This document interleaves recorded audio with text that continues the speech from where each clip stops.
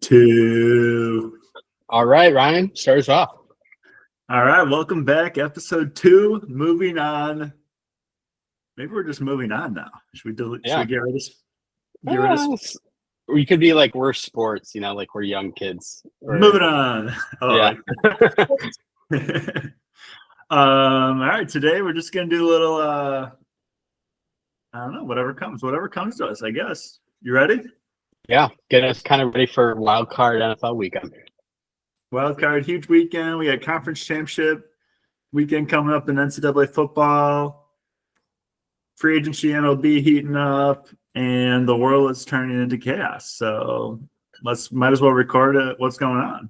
So honestly, this would be great because when there's an apocalypse someday, people can look back on this podcast and it'll give them like understanding how to rebuild society. Exactly. I saw the place in Georgia had some guy, he was anonymously, he made 3 monuments and it was all about how to rebuild society, and then someone vandalized it and they tore it down. So I guess that too. Yeah, like if you're from the future, I don't know, like say you were like the Terminator, you would probably want to destroy that. I don't know.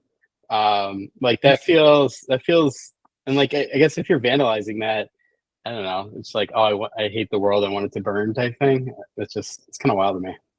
Yeah, I heard someone like blew it up. They legit like an explosive or some shit. I don't know. Part of me is like, is someone like thinking, or is it like a bunch of kids that are just like, let's blow up some shit, Yeah, probably a little bit of both. But it was in the middle of nowhere, so I guess to like get out there, you kind of have to be, pretty purposeful about it. Yeah, that's true. That is true. I don't know. A lot of UFOs nowadays. Maybe they don't want, Do you believe like aliens exist or like has visited us ever? I think I do. I believe in aliens just because I think the universe is like way too big and it's a little too narcissistic to think we're the only ones. Yeah. But do I think like the recent stuff? I don't know. The recent stuff doesn't really excite me about anything. Mm-hmm. But I think like, yeah, out there probably is some form of life, whether it's like conscious or not, I think is the big question, right? Yeah. I saw, so we have been teaching like primates, right, sign language for about like 30 years now, like starting with Jane Goodall and stuff. And over that time, no like primate has ever asked us a question. Really? Yeah. And I think that's probably a good litmus test, for intelligence, right? Like, how do you describe, like, what would be intelligence, or, with AI, right? Like, what's the Turing test? Because it's getting pretty good about, just plug stuff in and spits out good stuff. Maybe not as quite there yet for legal, but I guess, how do you decide it's, intelligent? I think maybe like wanting to know more about you, like it does it on its own impetus rather than itself type thing. Yeah. So I guess that's a good question. Like, what makes humans human? Yeah. And I guess too, if you like believe in the soul, right? Like, so evolution, like I was talking to my brother about this. So at one point, right, like animals don't have souls, I guess is the common accepted belief. But then, so evolution, right? Someone had a soul, and there was like, I also started reading this book. So there was like 5 distinct types of like humans back in the day. Like, not like, so we are like Homo erectus, I think and we like come from, majority of us come from like one type of human, like like a small part of us come from another, but there was like 4 or 5 more. And like one was like kind of like pygmies, like really short, small, kind of like midget type people, and then one was like giants. And like the interbreeding and stuff like that, I guess, like imagine like if all of them existed today, like racism on steroids, like, oh, you're not only a different skin color, like you're a different human, I don't know, I think that'd be kind of interesting. I think we're Homo sapiens. Yeah. But there's like Erectus was like when we first kind of stood up, I think.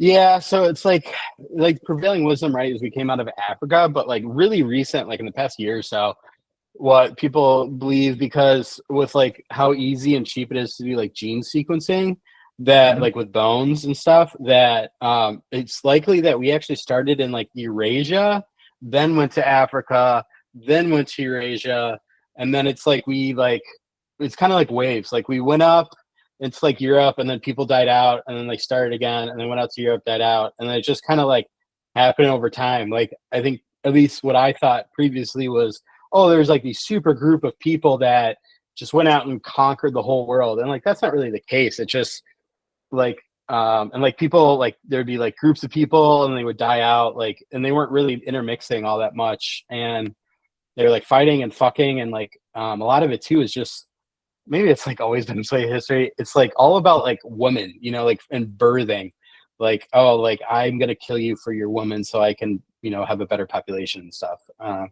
of interesting. It's like evolution, that it's, or biology, core is just like carrying on your species, I guess, right? So I think, so what, when you say that, like, what is the context of like the years for like the Eurasia thing? Like 100,000 years ago, 80,000. Do you think like at that time, the where all the country, or like where all land is located now, would be different? No, that was like hundreds of millions of years ago. Like there's just, if you think about it, like from like northeast Africa to Asia, there's not that big of a barrier. When you're above the Sahara, you know, like there's not that much going on, you know, separating. I guess it's kind of like we think of like, you know, like, oh, there's Europe, Russia, like China area, and Africa. And like really it's kind of like, I think more like in bands, I guess, like horizontal, especially because like with the climate, you know, like if you can, like if you live in the same horizontal, you're kind of in the same climate. And I thought like that's kind of what, and like going through the Sahara is just, I mean, I knew it was like you know, a big thing, but like I guess I didn't realize, one, how big Africa is. Like it is so fucking big. Insane. Yeah, Sahara, yeah, it's like, I don't know, it's crazy. Yeah. One thing that always like, it blows, I don't know, it'd be kind of funny in a way. It's like you have these explorers like back in the day, and they just start like going north, and then all of a sudden like winter comes, and they're just like, oh fuck, like this. no like, idea. They're like, what ice, the fuck is going on? I'm cold, like that, you know, like I don't know, just like getting scurvy, ice, you know. Imagine like seeing a shark for the first time. How fucking terrifying that would be. Some fucking big moose like coming at you. Yeah, you know, like Jesus Christ. You know? Lewis and Clark, like that shit always just blows my mind. Like, surviving, actually like making that trip.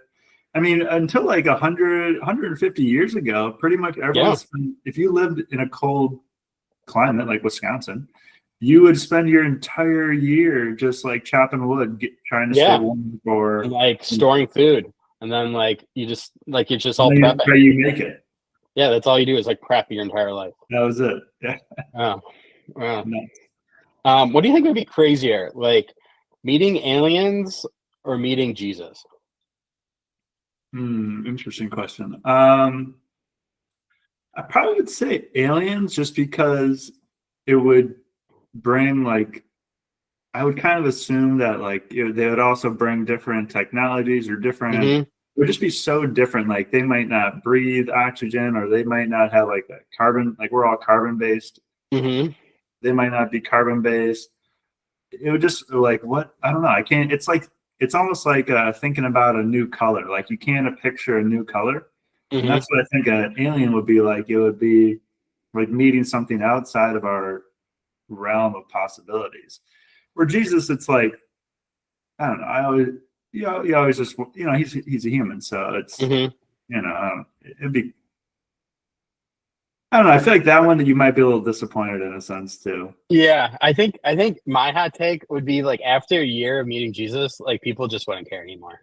You know, it's like, oh, are you gonna do like a new like technology or anything? Like, no, like, oh, cool, you multiplied bread. You know, like who gives a fuck? You know, like I don't know. I think, and then like it's like South Park. He'd be like relegated to like daytime talk shows. I always wonder with like the miracles too, like. Yeah, you go back like a couple thousand years, tricking people like sleight of hand would not be that hard, right? Like, oh, I'm blind. Oh, no, I'm not blind. Oh, there's a bunch more fish. Oh, there's wine. Like, I don't know. I feel like, especially if you just get him drunk. If you get him drunk, like, I mean, the memory would be so hazy. It's like, and then you have like some guys that are your loyals, and they're like, oh yeah, dude, he totally did this, and like everyone backs him up. Like, I mean, Kim Jong-un is able to convince the whole population. Like we see that happen quite a bit nowadays. Like calls and shit. It's like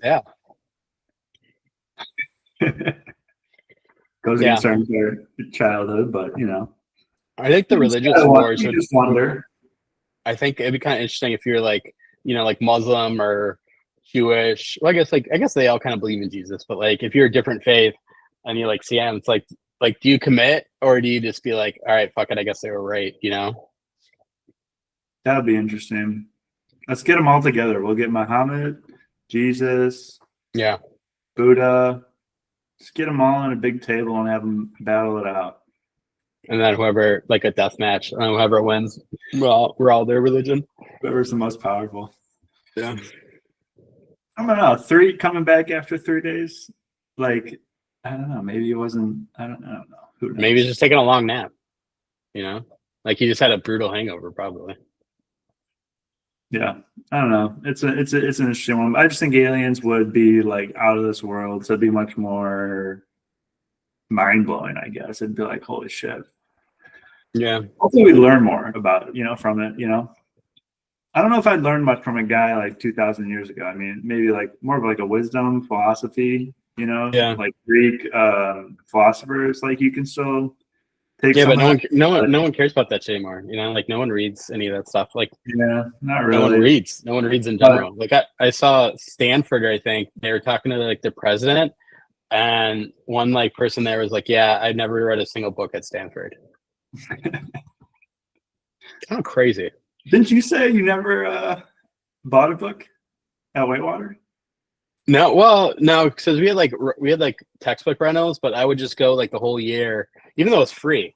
Like I would just go the whole year without like going to it because I was so lazy. And then like my claim to fame was there's like a textbook test, and I got it like 2 days before the exam, and like that's when people were like returning their textbooks, and they're like, "Wait, you want to check one out?" I'm like, "Yeah," and they're like, "I don't know if that's allowed, like it's past," but I was able to do it.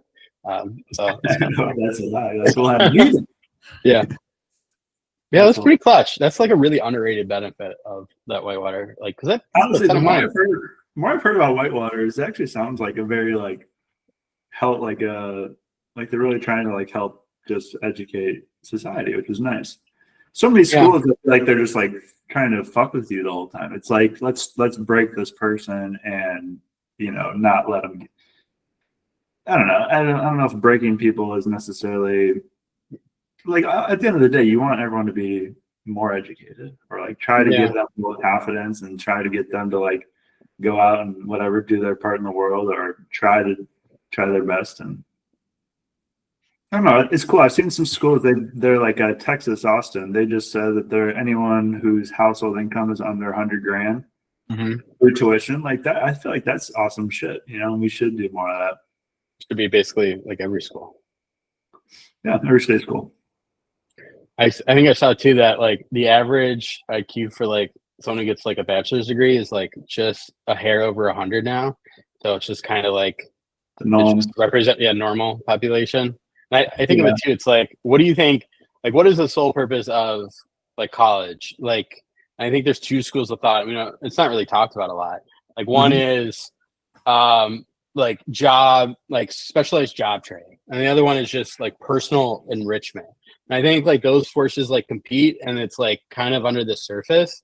Like, if it's just job training, then it's like, okay, underwater basket weaving or whatever, like those majors just don't exist anymore, because it's like the ROI on them are just shitty, versus it's like, okay, then it's like you do accountants, like doctors, whatever. But if it's like personal enrichment, then it's like, all right, I get it. But I think it's, like then who gets to do that? And like then we get into like kind of a thorny issue of like privilege, and it's like, okay, if you can pay a lot of money, like that adage of like, I did well, like I do well in business, so then like my kid can be this, and then they're great. Like it keeps going down to like, basically like you can just be leisure, whatever. I don't know.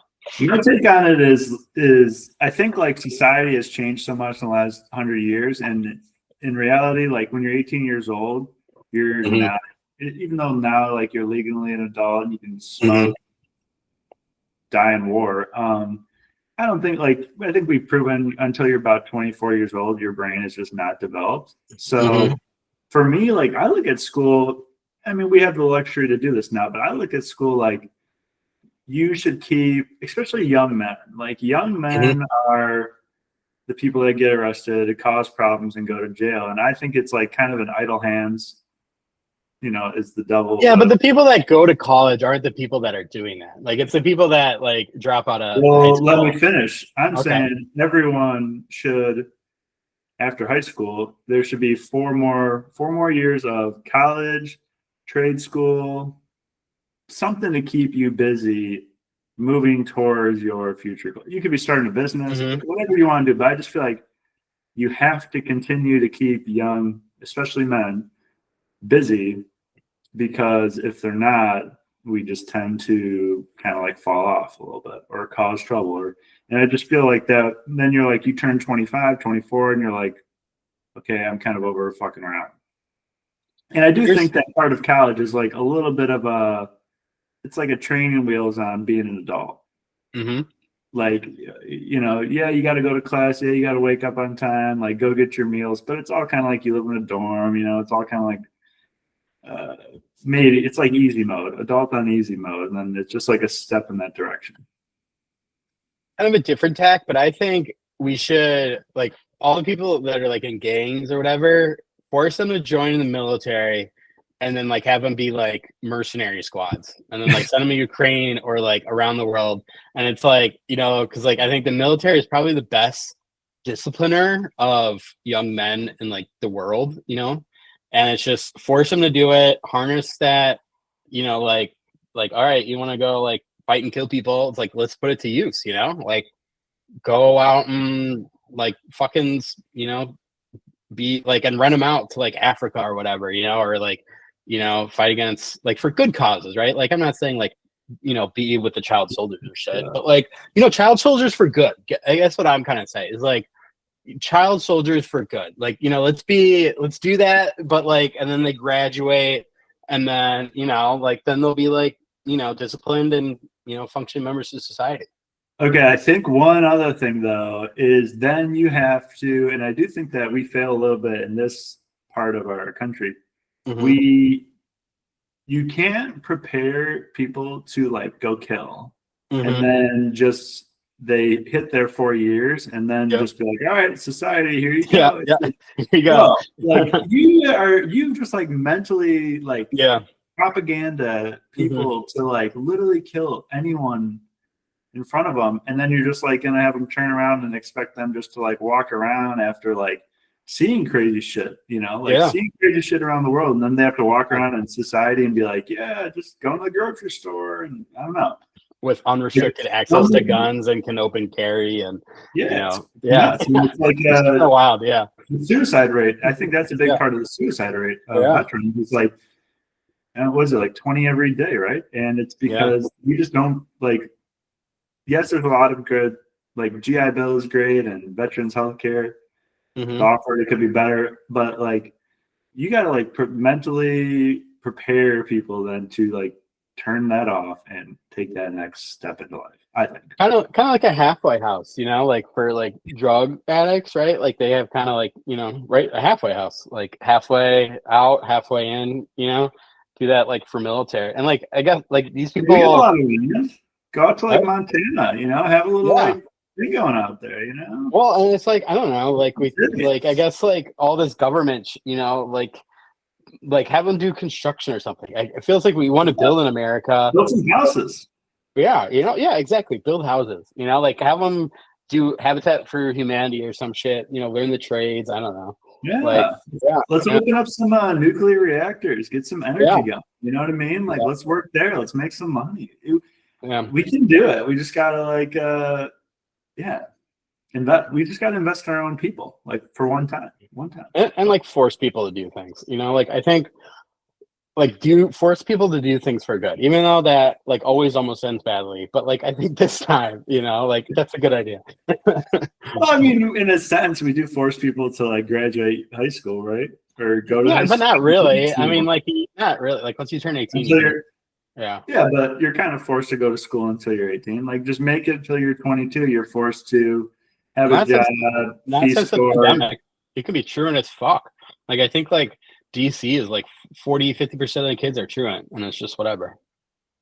Yeah, it's a weird one because, like, how do you, like, you're just going to put them in jail? Like, you're going to fine a kid? It's like, how do you actually, I think enforce that? you like whatever penalty would go on the kid, you put it on the parent. And I think like with school shooters or whatever, like you arrest, like you force parents, because it's like I think Really that's the ends up. problem with America is like parents aren't just doing a good job. Like it's like almost like it's complete ends of the spectrum where it's like we're spending more time than ever with our kids, or at least a segment of the population is, and the other segment just like because it's like doesn't care, and like the rise in a single parent household, like one you got to like remove like incentives, disincentives, or incentives to be a single parent. Like it should be very painful to have a kid with someone and it's like alone. Like it's just like, you know, you have to be a double parent. And then also like then like if your kid fucks up, you know, you get punishments. And if your kid does well, then maybe like I don't know, like you get a portion of how much they earn, you know, for the rest of your life. You know, like you get a tax from your kid. That's wild. That's an interesting one. My only argument against that, though, is like I feel we need more of a transfer of wealth from adults to their kids sooner in life. Like one of the interesting things that I guess maybe what's your take on this is like you die, say your parents die, like average age is like 80-ish, whatever. So we're like 50. It's like, wouldn't like, say you get like 20 grand. I have no idea. Say you get 20 grand from your parents at 30 years old. You're married, you want to have a kid, you want to have a house. Would that 20 grand go farther than getting so much farther? At like 55, you're like pretty much established and you're just like, okay, great. And then you just, I don't know, take vacation or some shit or buy a car or, you know, it's kind of a weird, I almost feel like we should incentivize that type of like sharing, I don't know, sharing like. Yeah, maybe like some sort of like in like Roth or, you know, like your retirement account. Like if you bestow it to your kid, you get it like tax free, you know, like you can give a tax free, you know, donation or something like that. But because I agree, like if you get it when you're younger, right? Like buy a house, like the biggest expenses probably buy a house, you know, childcare, child education, maybe, right? Like, you know, like if you do it for like assets or, you know, kind of almost unavoidable expenses. And then also too, you have the benefit of then women don't have to drop out of the workforce, right? You know, like, I mean, I think there's a part of it where it's like, you know, women want to be stay-at-home moms or some don't, some do, you know, like I think it's a good thing to have a choice, but to further incentivize or like remove the disincentives to like, okay, I'm going to give up my career, you know, because it makes sense, you know, like lower earner, be at home, you know, whatever. And it's like, okay, like if like daycare is paid for, you know, then, you know, I can continue my career. But then it's like, all right, you know, like if we have a whole society where everyone having their kid in daycare, is that like a good thing, you know? Yeah, that's what I was going to say next is we love to like, I feel like our society, we love to say, hey, we'll pay money for this or we'll pay money for this. And like, I do think that the US is super generous, but but then there's like the next level of you need people to actually take the money and actually like someone like still has to do the work. Someone still like, has to and usually the immigrants or people, teach the kids. Someone has to change the diapers, and no one actually wants to do that, especially at the wages that they're getting paid. So it's like it makes it really hard. It's like this weird. It's like we're super generous. We're like, oh, we'll just tax that. We'll just tax for this. It's like, yeah, but no one wants to actually do the work of actually making it happen, and that's where I feel like we fail. Yeah. And I guess it's like, I mean, it's like, do we put our energies then to like have robots, right? Like robots raise your kid, you know, but like, it's like, you know, like, I don't know. Doing more like elder care, I guess, you know, like, cause elder care costs a lot, like wipe grandma's ass, you know, and like, you know, if she's all dementia ridden, like, you know, who gives a fuck if it's a robot doing it, you know? like so much cheaper. You know, I don't know. I mean, yeah, I guess if that's possible. I feel like Yeah. people would totally be down for that. Yeah. Yeah. I mean, it's also, we're kind of in a weird situation too, where the boomer population is so big compared to the other generations. So it's like this cone of like, just, I don't know, kind of like holding our society, you know, it's like all the CEOs and all the, it's just hilarious. It's just so hilarious. It's like they just continue working forever because now they're like, oh, I can just like be a consultant and make $100 grand, work like half the time. It's like, can you just like retire and let someone else do that? Yeah. Like go enjoy the fruits of your labor. Yeah. But I think that kind of comes from the culture that they grew up in. And it's like they grew up, their parents, depression, war. Yeah. So like they grew up with this mentality of like, you know, you're not just gonna like take this out of people. So it's an interesting. So then maybe like we need a World War III to like harden up society. You know, like we're all too soft. I don't know if war is necessarily the best, because I mean, like Ukrainians are probably gonna be like super like gung ho after this shit's over with. Yeah, but couldn't you say that a lot of maybe some of the best Ukrainians are dead now? No, it's all the poor people that died in wars. All the rich people like were able to get out of it. That's like true for every single war ever. Rich doesn't necessarily make you a tougher person. No, it doesn't. So I don't know. It might even make you softer. Some might say, right? Yeah, yeah. I don't know. Trump was a draft dodger, and it worked out well for him. Dude, it's fun. Oh, okay. Actually, I was actually looking at this the other day. Here's an interesting one.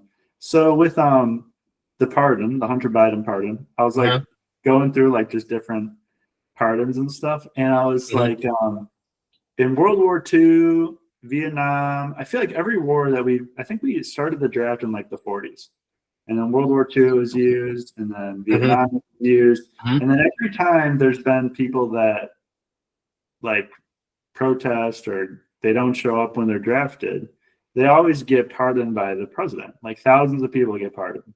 And it's kind of a weird precedent because you have people that show up for, it's not like everyone who showed up was like, oh great, I'm going off to fucking Normandy. You know what I mean? Like I doubt many people wanted to do that, but they showed up. And then you take the people that didn't, and you're like, oh, it's okay, guys. And it's like, what the fuck? Because it's all the wealthy people. Like they're probably donating, or they're like in important enough positions. Because like, you know, you think about it, like people, like you have a significant male force, and you have really women working in the workforce. Like you reduce competition, and then these people can like advance in their jobs. And it's like, well, we can't put them in jail because they're important to industry in America.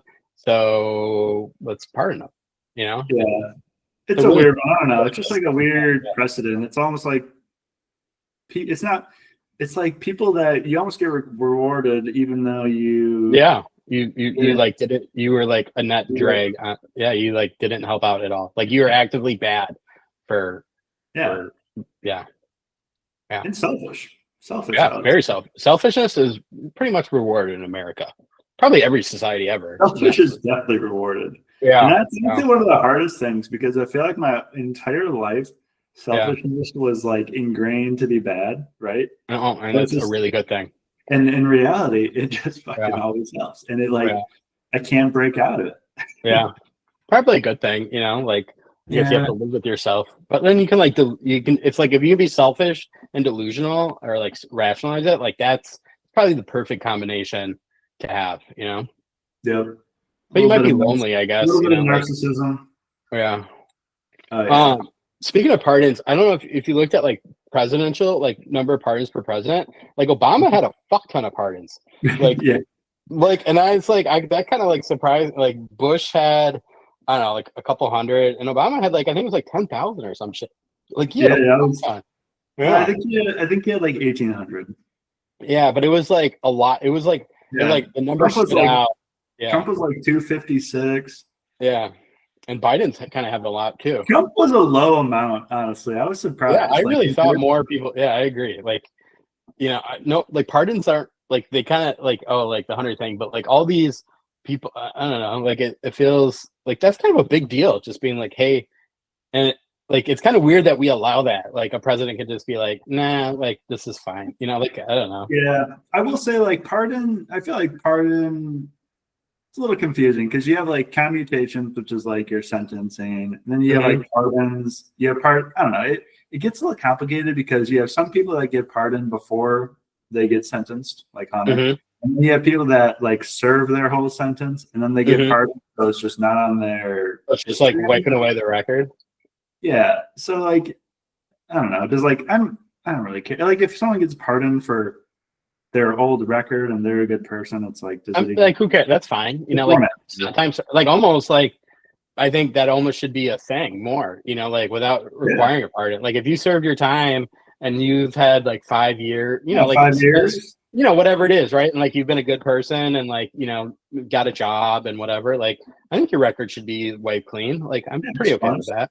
Maybe not like maybe murders we look at, but even that. Like if like you slip up, like crime of passion. Yeah, like someone was John. I don't know, like the other funny thing was I was looking at them and it was like you go back to like George Washington, Thomas Jefferson, Andrew Jackson, and they're all pardoning people for like murder, piracy, treason, rebellion. And then nowadays we just lose our fucking minds when someone gets pardoned for like the stupidest shit. I mean, like even the Hunter's case is like, oh, like a felon not doing a form, and like you could say like the Burisma Ukraine shit. Like, I mean, it's interesting that the pardon went to that time, but like, I mean, white collar crime is a dime a dozen, and like what what politician like doesn't do that. Like I think it's like if you don't do that, I don't think you're a good politician. Like take advantage of your office. That's kind of how we pay them. Like in a way where it's like they get like a couple $100,000 and it's like, well, you're doing like a big time job, you should probably get like a couple $1 million. That's probably worth it.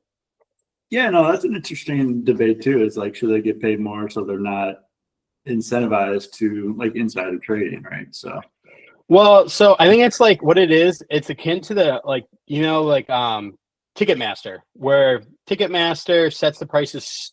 Like say Taylor Swift releases tickets and their face value is like $100, and then Ticketmaster does all the crazy prices and end up being $1,000, and then everyone gets really pissed off about Ticketmaster, but Ticketmaster is passing that profit to Taylor Swift. So like Ticketmaster shoulders the blame of it. Taylor Swift gets more money, she looks good, and like it all works for everyone, right? And like I think our system is kind of similar, where it's like, oh, senators shouldn't be making $1 million, but if they make 100,000 and you're not, and like most people aren't politically engaged and they get like kickbacks, bribes, like the shadow pay kind of thing. Like I think that kind of works, Yeah, well, at least it'd be out in the open though. Yeah. Like that's what I always wonder is like with the lobbying and stuff. It's like, like who's making money, who's getting the kickbacks, and also one thing that annoys me is like, is Congress is 2 terms, right, or 2 years per term? Yeah, I don't know, dude. I don't know. Maybe I think Congress is only like 2 or 4 years. I don't know. Yeah, senators are 6. Governor, I don't know. It's like 2, 4, 6. I think, in some mix of that. Senators are 6. Congress. Gosh, why is it so? But they're pretty much always campaigning. Is the point. Yeah. And so then they get this money, it goes to their campaign, and they fucking spend it on whatever the hell they want, and it's just bizarre to me. Although I think campaigning is almost a good thing because you're like have to keep, it's like sales. You have to keep kind of showing your work, where it's like, okay, this is what I've done. It keeps you honest versus like, if you're in there for a long time, you can just like not show up and no one gives a shit. At least like you're somewhat incentivized to like at least be able to lie about you doing something. I mean, like fuck, like Bernie Sanders has only like renamed 3 post offices. He's been in politics for like 40 years. It seems like so many of them though they're like only running. Yeah. That's kind of their job, though. It's like basically to run for office, rather than do anything. Also, like I feel like name recognition is probably the #1 factor for like reelecting these people. Yeah. So, You just got to be kind of like out there and say some crazy shit. I think what drives me nuts is like they'll have like those, and I watch them sometimes because I'm a sicko. But like they'll have like tech leaders show up, and then they'll like question them really hard, and they'll be like, "Oh, it's horrible shit." And then like nothing happens. You're like, okay, that's like what the hell is this? Just we need to see a punching bag for the week. Yeah. Okay. Well, okay. Here's another one too. Speaking of punching bag, I saw Mayor Johnson. He's been getting punch bag. Oh yeah. Do something where he like shows up and then people just yell at him. Yeah, and then he like claims like I mean he's had so much crazy stuff. Like the most recent one is telecommunications is like sexually harassed a lot of people and did like really bad. Like he'd go in the bathroom and then he had like the leader of something like resign less than a week because he like lied in Indiana and he's like disbarred. Like he's just it's almost so bad that it almost seems on purpose, you know? Like yeah, it is entertaining. If not, we have like this super huge like hole in the budget. But I think it's a good thing that like people it's kind of like Trump where people are actually like engaged with the policy and realize like holy shit, we have all this debt and like, you know, pensions and, you know, like it's just it's pretty bad and, you know, taxes and all this stuff. But there's some kind of good news. Like I saw Chicago was third in the nation for like net increase in like college graduates, you know, so it's kind of like when you make the city on it like really expensive, then it's like you can only get expensive, you know, like people that earn a lot to like live here, you know, so that's kind of a good thing where it's like, you know, you're gentrifying the whole city. Yeah, like yeah, exactly. And it's like it's kind of funny, the exact opposite, right? Like the equity mayor is like making it, and it seems like it's always that way, right? Like the things focus more on equity ends up making it the best for like rich liberal white people, and it's just funny, actually, yeah. All right, you want to talk Packers Lions? Let's do some sports. Packers Lions preview Thursday night football. I'm pumped. Yeah, I'm glad we're playing at. I'm kind of glad we're playing at Detroit. I don't know why. I just feel like it's going to be fun in the dome. Offense is going to roll. How you feeling? I feel okay. You know, so I think like the first game, I was kind of delusional, and I think like Love being hurt. You know, like I went back and like was looking at like highlights and stuff for that game. Like our offense moved pretty well. You know, we just kept shooting ourselves in the foot, right? Like penalties, that one pick six before half, you know, all that stuff. Like, and they also caught us at like the worst time with like injuries and stuff. Like, you know, I think it was kind of like a trap game where like Lions, you know, like we're cresting, rising up. And like now, I think the big thing, and one thing that really hurts Lions is that they had their bye week. I think it was like week 5, week 4. And I was just looking at their injury report. It's crazy. They have like, I think it looks like 15 people on the IR. And like their whole D line, you know, basically their D line and linebackers is just like ravaged. So I do have to give credit to Aaron Glenn. I think he has went from like seemed like on the chopping block from like, you know, the Lions chatter to, you know, having like a top 10, top 5 defensive unit, even with all these injuries. You know, I mean, losing Hutchinson and still not missing a beat is pretty impressive. And I think surprising, yeah. Yeah, and I like think of like, okay, you know, like I was a giant Lions hater. I thought like, you know, what they're doing is stupid. And I think like I kind of have definitely, I mean, I've been forced to change that opinion that and it's like, okay, how do I like basically start back from like Lions are shit to like how this worked out? Like I can't be wrong. So like something else must have happened, right?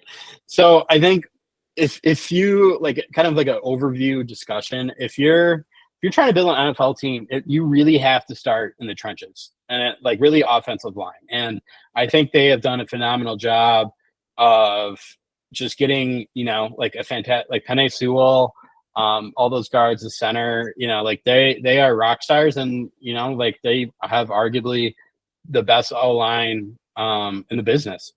And it's like if you have that, like you can like that's almost like 90% of the way there to have a good team.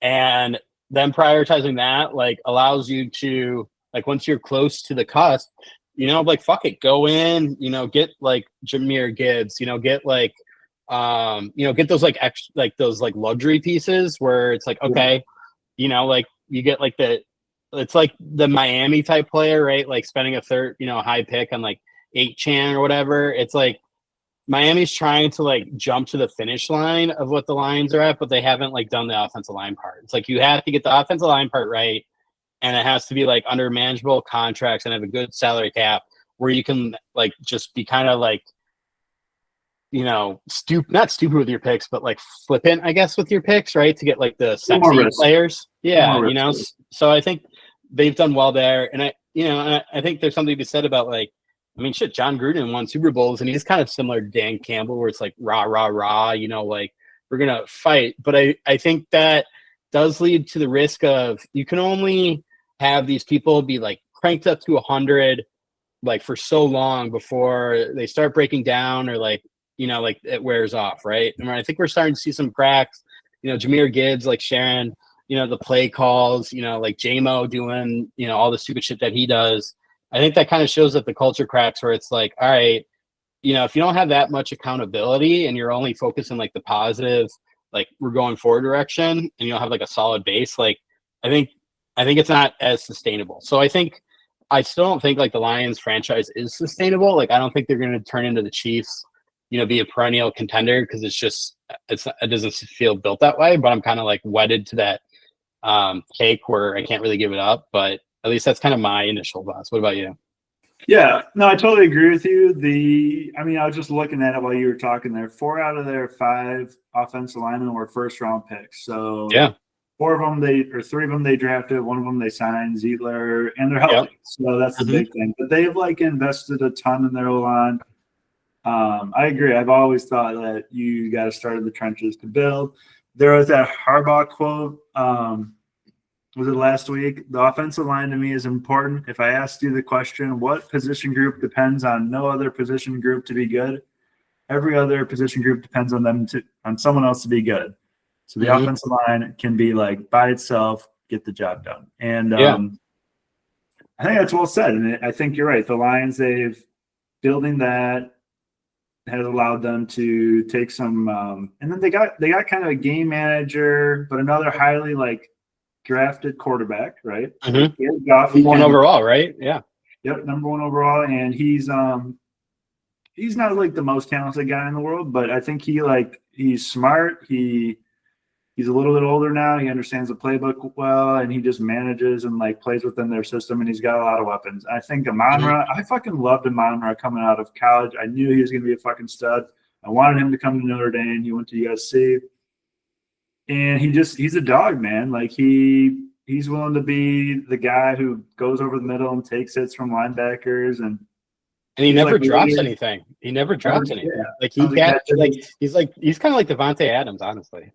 He's a third down guy too, and like you need to have that guy on third down you can go to and just like, hey, he might take a shot here, and he's just gonna like take it. His dad was like a Mr. Universe. Yeah, he's like a psycho. Like, talk about fucking genes. Like that dude was just built to be an NFL player. And his brother played decently in the NFL still. So you're right. Do you consider Dan Campbell a player's coach? 100%. I think he's like the definition, I would say. And that's why you think he kind of because he came out and he said the Jahmyr Gibbs thing like didn't matter at all. He's like, I don't care. I'll give him whatever plays as long as we do it right. We should be able to win. Yeah, and I saw that, and that was interesting. And like, and also like, oh shit, Ben Johnson too is like, like, oh, maybe we did, like Joe Lee did this on purpose, like, and I think part of it, right, like you have to the like outside world, can't betray any like worried, or like mistake, like compliment publicly, criticize privately. I would say if like their like external demeanor of what happened mirrors internal, like I think that's kind of fucked up, but like. I don't know. Like I think they do a good job of, like, all right, like we're like, like handle business inside, don't have your mess. Yeah. There's no need for that. Yeah. but I think we're catching them at a good time. Like I think the Packers are like pretty healthy. Like one thing that worries me is like Edgerrin Cooper probably doesn't play. And Isaiah McDuffie, he was great. He's great in the run game, but like I think I saw that like so Tua had like what 300 and some yards, 370 yards passing. And I think our cornerbacks only had like 60, 80 yards of that were assigned to them. And the rest was to basically majority of the linebackers. So, and over the middle, right? So it's like, okay, like I think what Tua did is like the Lions can do that on steroids and still have like the ability to like have yak and break out stuff. So that does concern me that like, okay, they just torch us over the middle and like that's what they want to do too. Like we're kind of fucked, right? So that worries me. I think like offense, I mean, our all line will basically have like a fucking million years to throw. Like, I think it's good there. So I think it's like basically, can we somehow get to Goff and have Gary and Lucas Van Ness and Kingsley, be able to rush? Like, I think we're like almost like 28th in pass rush the past couple of weeks, and it's like gotten worse. Like it started off okay, and it's just gotten worse. And like last year, prior to Joe Barry, we were like the 7th highest rated pass rush team and like pass rush win rate. So like it's weird because if you look at this like in like an individual stat, like our defense looks kind of garbage, but it's actually been pretty good. Yeah, I mean a lot of it I think is like takeaways, right? Where it's Do like you think like a 3-4 defense is maybe a little bit more of a pass rush? Yeah, because our run defense is a lot better. Yeah, we've kind of maybe given up. It's weird though because the guys are pretty much like rushing from the same spots. I wouldn't mind seeing like Gary move in a little bit just because I do think he's like big enough. Yeah, like when he's like the stunts. I don't know what game that was. Too. Like both of those guys can like move in, and then you can have guys who are getting like a little more athleticism. I'd even put Quay on the edge every now and then, or have him blitz up the middle. We're gonna have to get after Goff. I think we got to like make Goff make some mistakes. It'd be great if we could get McKinney another pick. He doesn't. He hasn't made a ton of mistakes this year. I think like he's played pretty well. He's managed the Montgomery thing. Montgomery's really tough. He's a really tough runner, and then they hit you with Gibbs, who is like I think Gibbs I saw was 4th in the league in rushing. He's right behind Jacobs, and he has like 58 less carries than Jacobs. So extremely dangerous. We're gonna have to like, gang tackle, get on them, and play physical style football with them. We're gonna have to like match their physicalness. And I guess one thing I put here was Tucker Kraft, Kirby Joseph. Did you see the Tucker Kraft comment? Yeah, I did. My brothers. So Kirby Joseph, he injured Tyler Higbee going low this year, and he injured Hawkinson. It's tough, I will say. Like you got to hit a guy somewhere. You hit him low, whatever. Yeah. But it'd be kind of fun if we got a little Tucker Kraft, Kirby Joseph moment just to smack each other. I hope he doesn't hurt him because like if he goes after, I kind of hope he hurdles. To be honest. Yeah. Well, I kind of hope he just like. What is it like? Not Another Teen Movie where he like hits him so hard and he like breaks in half. Like I kind of hope that happens. I hope like Gronk. Remember when Gronk a couple years blocked that dude out of the end zone, threw him out the club? Yeah. That's what I hope happens. I want to like throw him out the club on a touchdown run by Josh Jacobs. That's what I want. I kind of want to do the the Houston linebacker against Lawrence type hit. Yeah, like where he's like going low and then just fucking drill into him. Yeah, and I honestly think for this game, I love where we're playing. I love our offense. I do think we're pretty healthy besides Cooper. It's going to be a good battle, but I feel like it's really going to come up to our wide receivers. Got to make some plays. Got to make some catches. Drops. Yeah. Like we've gotten better, but it's like those timely ones are just fucking painful. Like even that Watson one 2 weeks ago before the end of the half was dude, that hurts so bad. It just is nuts. I can't even explain that one. So, and he came back and he played well the next week and shit happens. But we can't. I'm over that shit. Like let's fucking catch the ball first, and then worry about running. Like, that's the big thing to me. I hate when guys, like, they're almost trying to run with the ball. I'd rather take a guy falling down and getting 4 yards, 2nd and 6, than an incomplete pass. And now we got – because 2nd and 10 is just a bitch. Like, you got to get 3 yards every play. Yeah. And I think that's why, like, Josh Jacobs has been just so nice, you know, like, one, durable, you know, like Aaron Jones, I think he already has like 5 or 6 fumbles for the Vikings. And like, I love and I guess Gibbs reminds me a lot of Aaron Jones, where it's just like, you know, he's just so elusive and, you know, like a young Aaron Jones, right? Like, just so speedy. And then it's like, I guess in Montgomery, he's kind of like Josh Jacobs. So it's like they kind of had our dream, you know, like that 30 minutes in the offseason when we had both of them. They ended up getting that. Yeah. But like Jacobs, he had like that first, like he had 2 fumbles at the beginning of the year, and then he's been so solid like ever since. It's been, and he's like really turned on. And I think like our red zone has really started humming because it's like, just feed him the rock, you know? Yeah, 100%. Tight ends, maybe a little shovel pass. That'd be kind of fun. A little shovel pass over the middle. I don't want to do anything too crazy, but I do think I feel like they're going to hit us with some weird ass shit. It seems like every week. It kind of reminds me of, remember like Belichick and the Patriots in big games? They would always just pull out some random shit. Like, I feel like that's kind of what Dan Campbell does too. So I would love if we take advantage. Like if Amon throws one or Jameson throws one, like let's get a pick. Let's make them pay. I think they're going to do a lot of laterals because that seems like super hot right now. It's doing, and like I guess the Lions kind of started that. Like laterals are just so hot. What's the Josh Allen lateral? That was totally just random, right? I don't know. It seemed kind of like they knew what they're doing. You know, like I think you have to practice that enough to do it during the game. Like I don't think any NFL play just comes out of nowhere unless it's like, you know, Kelsey. Yeah. But even that, I think, like, because they know each other so well, like they've had to like do that at some point, right? You know, like it just doesn't come out of nowhere.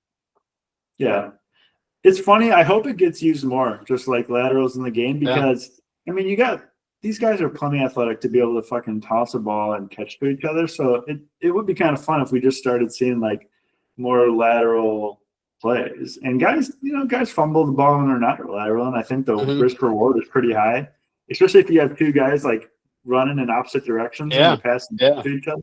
You get the defense all going one way. I mean, we haven't done it at all. I would love to see a little bit more reverse, like Christian Watson reverse. I want like 1 Christian Watson reverse per game, pretty much.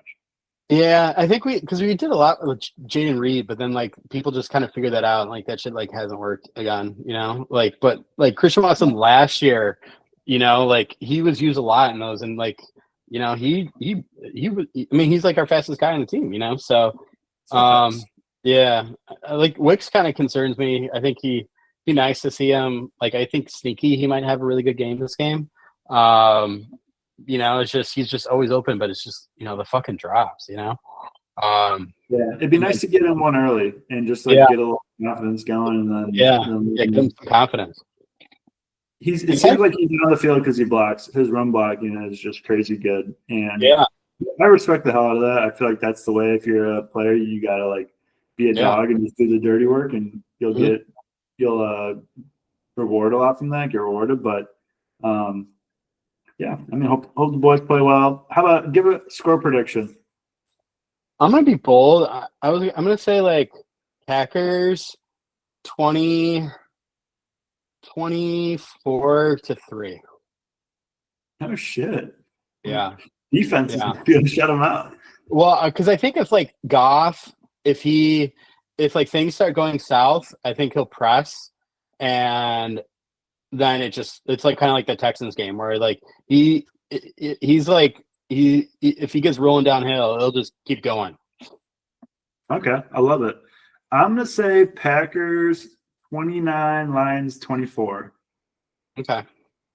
And I feel like 29 is a weird number, but I'm just gonna roll with it and see what happens. How about this one prediction? Will there be a 2-point conversion attempt in this game? Yeah, I think so. I mean, I guess with my score, like then I'm like going completely back on that. But I think like LaFleur is like, on the up and up with like, and I think Campbell is too, right? Where it's like if you're down 2 scores, Yeah.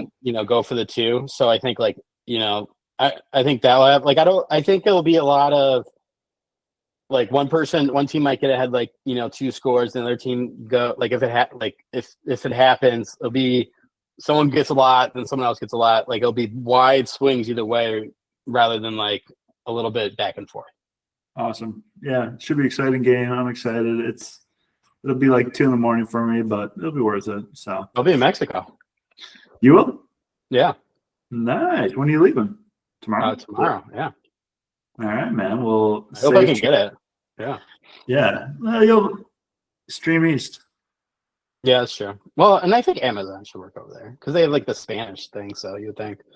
One last thing about this. It's weird that like I still don't know what's going on with Musgrave. Like he hasn't played at all. No one talks about him. It's weird that like he was so hyped, and like I know like he's hurt, but like I have no idea what's going on with him. Yeah, it is weird. I was watching him. He's like he dresses though, right? Does he? He doesn't play anymore? I don't know. It is weird. I feel like he's just not as tough. Like he's not tough enough, I guess. I don't know. Well, and leading to that, like I thought I saw JR since he's got his deal has played 40% of snaps. Like 40%. Yeah, like he's been like quietly kind of a bust. Yeah.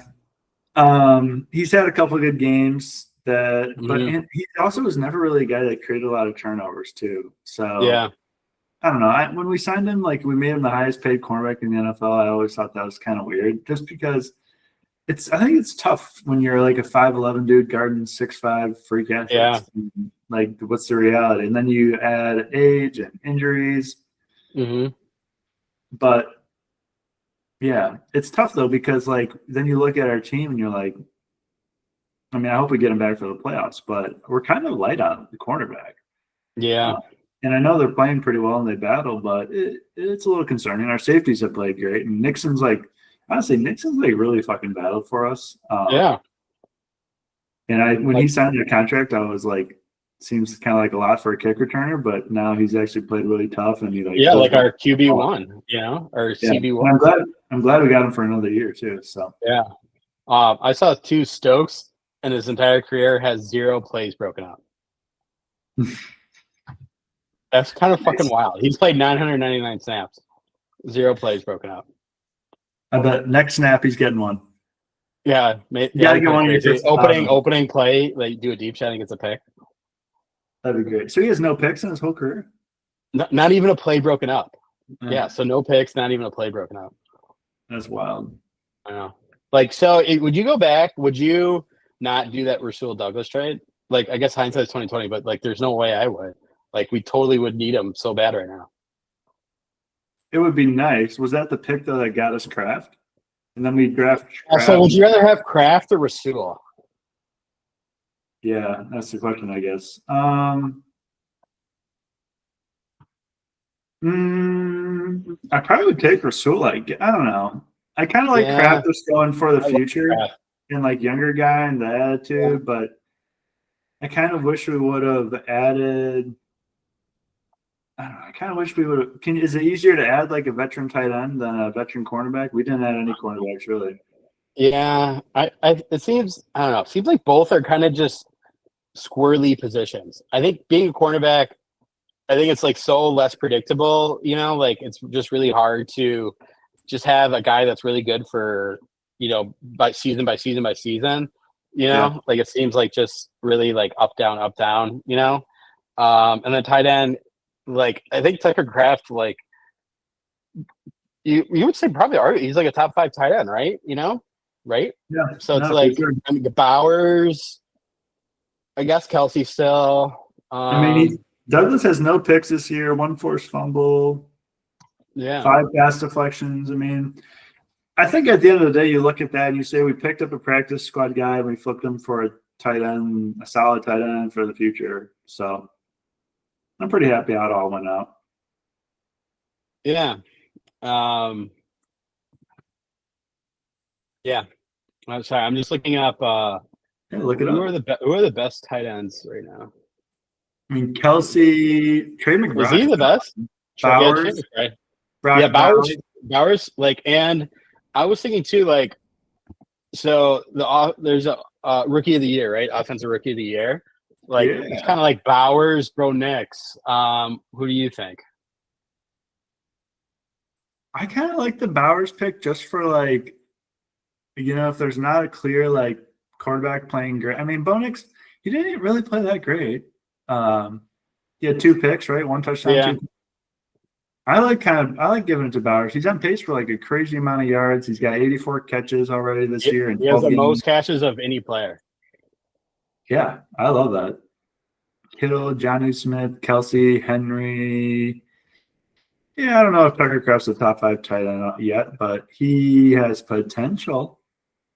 And I do think there's something about having a guy who like blocks and brings the physicality. I don't know how you can. Well, so I'm on PFF. So for yards per route run, that's kind of like my favorite receiver statistic. George Kittle, number 1. It's kind of obvious. So forgot to mention it. Tucker Kraft is 17th. So Jonnu Smith quietly has been, I think we talked about him last week, but he's been really good. Dallas Goedert, TJ Hawkinson for limited time. He's been pretty good. Mark Andrews, Disley, Taysom Hill is number 9. Hooper, low key, Darnell Washington is at 1.6 yards per route run. Which is, yeah. So he only has 192 yards, but he must not be running. Yeah, it must be. You know who underrated? Joku, Browns. Yeah, no, Joku. Yeah, I mean he looks really good. Him and Jameis, man, they're like boys. 2 touchdowns last week. Mm-hmm. I mean, I don't know. There's a lot of good tight ends in the league, I guess. I think Kittle frustrates the hell out of me because he seems to kick our ass all the time. But I know. I mean, Kraft definitely has. Kraft's a very solid player. I feel like he's just very solid, and it'd be nice to have like Musgrave though, and have like a little bit of speed, just like a threat. Remember the plays last year where Musgrave would like start on one side and cross and like get a deep ball and just use his speed. Like I would just love. Maybe we're saving him for the playoffs. Yeah. I was gonna say something else. I forgot. Let's just move on. All right. Moving on, debates. We got a couple questions here for each other, couple debates. Starting off, question number 1. How much money would it take for you to take the hit Trevor Lawrence took last week? Probably 50,000, I would say. 25 to 50,000. Yeah. I just would really not look forward to it, man. That just the way I was watching the replay a bunch of times, and like how usually their head like bounces off the turf.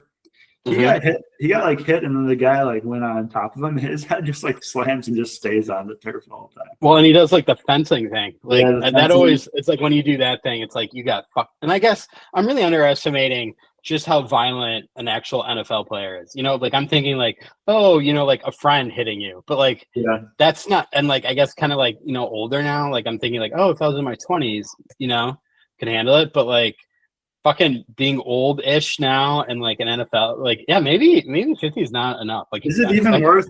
Is it even worth? Yeah, like you could fucking die. Like 100%, you could die.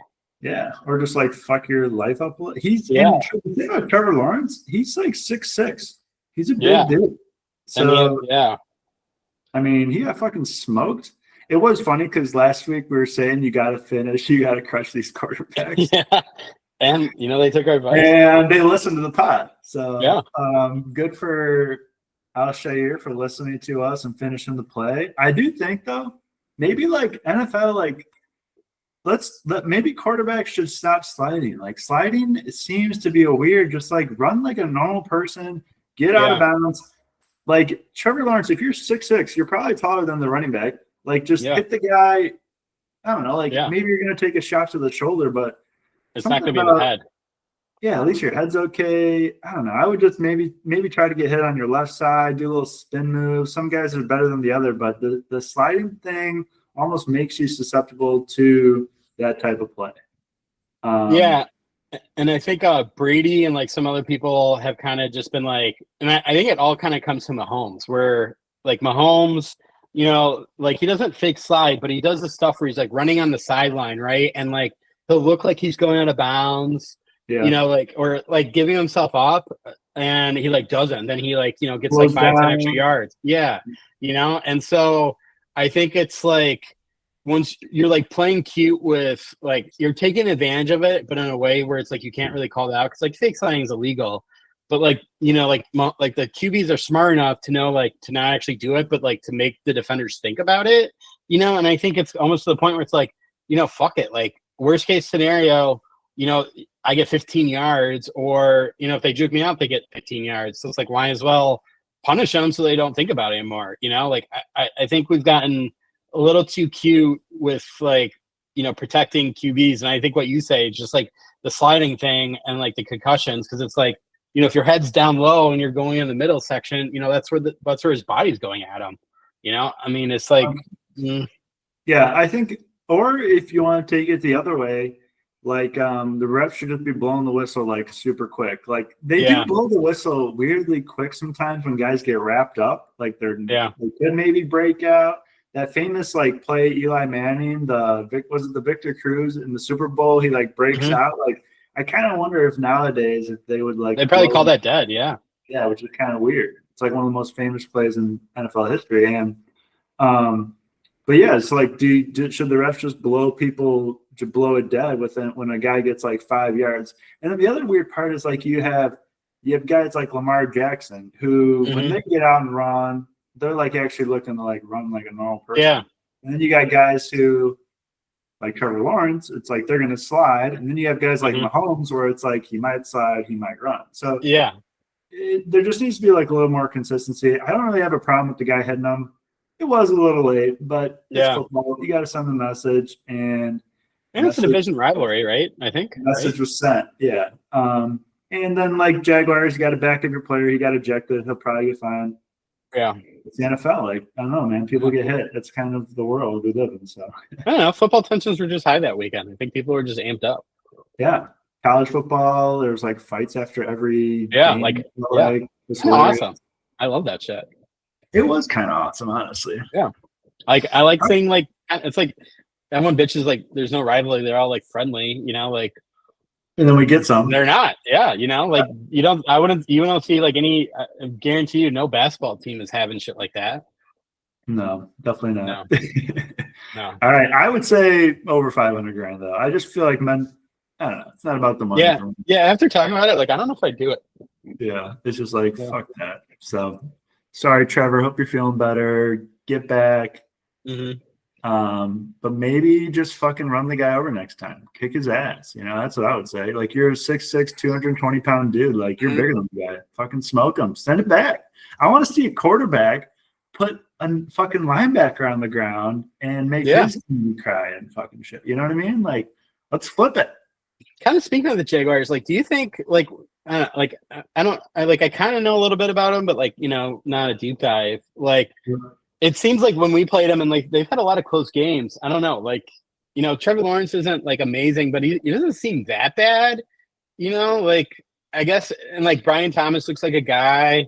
It's just kind of weird that like I don't know. What do you think's going on with it? It's just bad vibes, I think like kind of what you were talking about earlier with the Trenches. Lions. They drafted a little weird. They went and got the Travis. Remember in that draft with Trevor Lawrence, they drafted his running back Travis Etienne late in the first round, and it was like you got to protect the fucking $250 million man, Yeah. And you look at their O line, and it's like. I mean, I can recognize some of these guys, but not really. Like, you need to have some studs on the O-line. That's the NFL these days. And they drafted, again, this year, Brian Thomas, and they're like, well, we'll give Trevor Lawrence a weapon. And Brian Thomas is, to his credit, then he looks really good, and I'm sure he'll be fine. But you got to protect. And then their defense is kind of like a weird mismatch of players, too. I don't know. It just seems like they don't really have, like, a full – I don't know. Like what no identity. No identity. Yeah, no identity is a good way of putting it. I do think Peterson is like a solid coach. He's kind of like your McCarthy, like put a respectable product out there, battle, don't mess up too much. People can't complain. It's a lot better than those horrible teams, but they were great when they went to the AFC Championship when they had an awesome defense and Blake Bortles. And then like 4 years later, Blake Bortles isn't even in the NFL. So,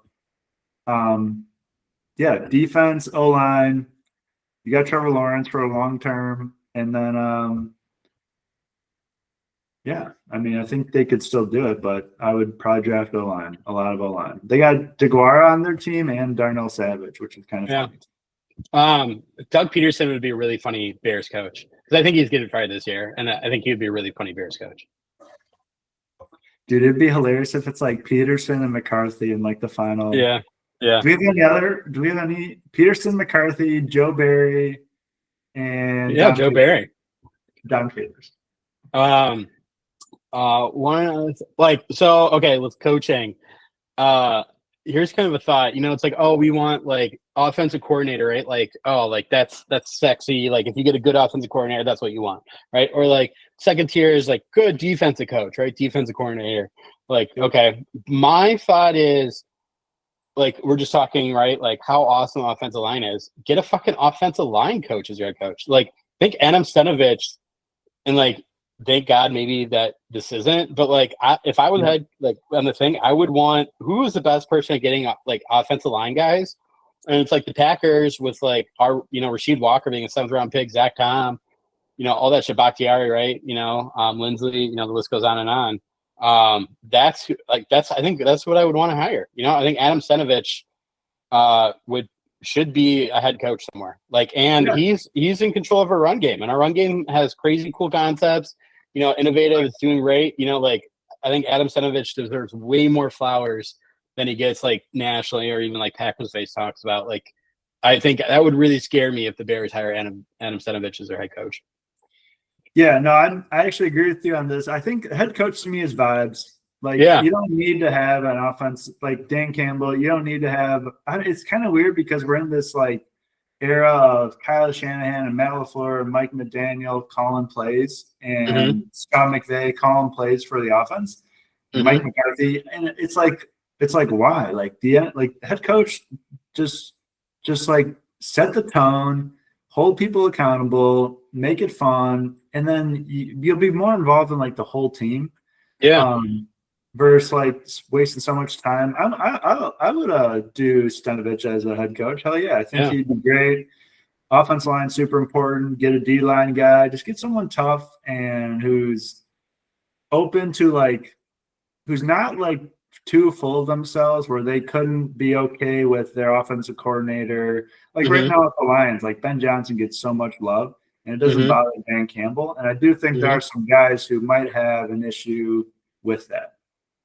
But I think it's almost like the younger guys, younger head coaches seem to be more open to, other people, and it's like, but you want like the grizzled old guy as like your like coordinator, especially like it seems like special teams, because that's like old school football special teams, like that Pittsburgh guy. Like I think that's what you do, like young guy head coach. And I mean shit, like Sirianni, right? Sirianni and Campbell, two like coaches for the best teams in the NFL. They're just, they don't call plays, but like, and Sirianni is kind of funny because it's like the Eagles went from like, fuck this guy sucks to like, wow, he's done a fantastic job. Dude, Eagle fans are fucking hilarious. Yeah. They'll like hate their guys so much, but then also defend them to the end of the world. So it's one of like, just the extreme emotions. And I love it. I love it. Yeah. To your point though, Mike Tomlin, he's 17 straight years of winning. And he's never lost. Yeah, that's incredible. That's insane. Yeah. That dude should get so much credit. Yeah. I don't think McDermott, he's not calling plays, right? No, Joe Brady is. Yeah. The only play he's calling is Twin Towers. Right? Maybe it's a secret. Like, you don't. Like everyone wants the coordinators, but like no, just get like the good, vibes, kind of heart, like football player. Like McDermott looks like a football player. Sirianni has Big Dom. Campbell, right? Maybe that's someone's gonna hold guys accountable, make sure they show up on time, make sure they're putting in the work, make sure they're learning the playbook. Like just doing a good job. And then I think you got to have a team that's willing to spend on an OC and like, go get your guy. I feel like you got to go get your guy. And there's so much talent out there nowadays, and so many dudes that just like, I don't know, it's such a privilege to be able to coach in the NFL because there's 32 teams and there's so many dudes who are talented and like college football and NFL. Like it's a fraternity and it's the pickings are there. Yeah, it was funny. Like who's the offensive coordinator now? He was the old coach of the Falcons. He's the Arthur Morris. Yeah, where's he at? He's I know this. He's with the Steelers. Okay, and he's doing really well. Yeah, he's doing way better. Yeah. Yeah. Russell Wilson helps and stuff like that. But yeah, he was kind of an odd one, but he's like the son of FedEx founder or some shit like that. Yeah, just love football. But yeah, I like it. Bears should just get a vibes, dude. I don't know who that is. Maybe bring back Lovey. You know what I was thinking? Like Wink Martindale, because he's the D coordinator of the Michigan team, and they look good. I think it's like you have to stay true to your identity, and it's like Bears have the identity of like grizzled defensive guy, and then just get like some good OC guy. I don't know. I guess they kind of tried that with the guy they fired. Like the whatever guy who's came from Shane Waldron, right? But like honestly, like this Carolina guy, like Brown, I mean, he seems like a viable candidate. Like he seems like what I'm hearing, like he's no nonsense. I mean, Rise, like he's gotten like 2 promotions already, and like Caleb looks a lot better. Offense looks a lot better. I think that could, and he's cheap too, which the McCaskies love. Like I wouldn't rule him out. Dude, even Matt Nagy looks good nowadays. Yeah, that's the crazy thing. Isn't he the OC for Kansas City? And I guess he has been for like 4 years now. Yeah, so I don't know. Maybe it's just a Bears problem. Maybe it is. Or Spagnuolo. Spagnuolo, right? Yeah, actually, that'd be a good call. Yeah, or Aaron I think Glenn it's going to be my prediction right now is Cliff Kingsbury and bust after 3 years and back to square one.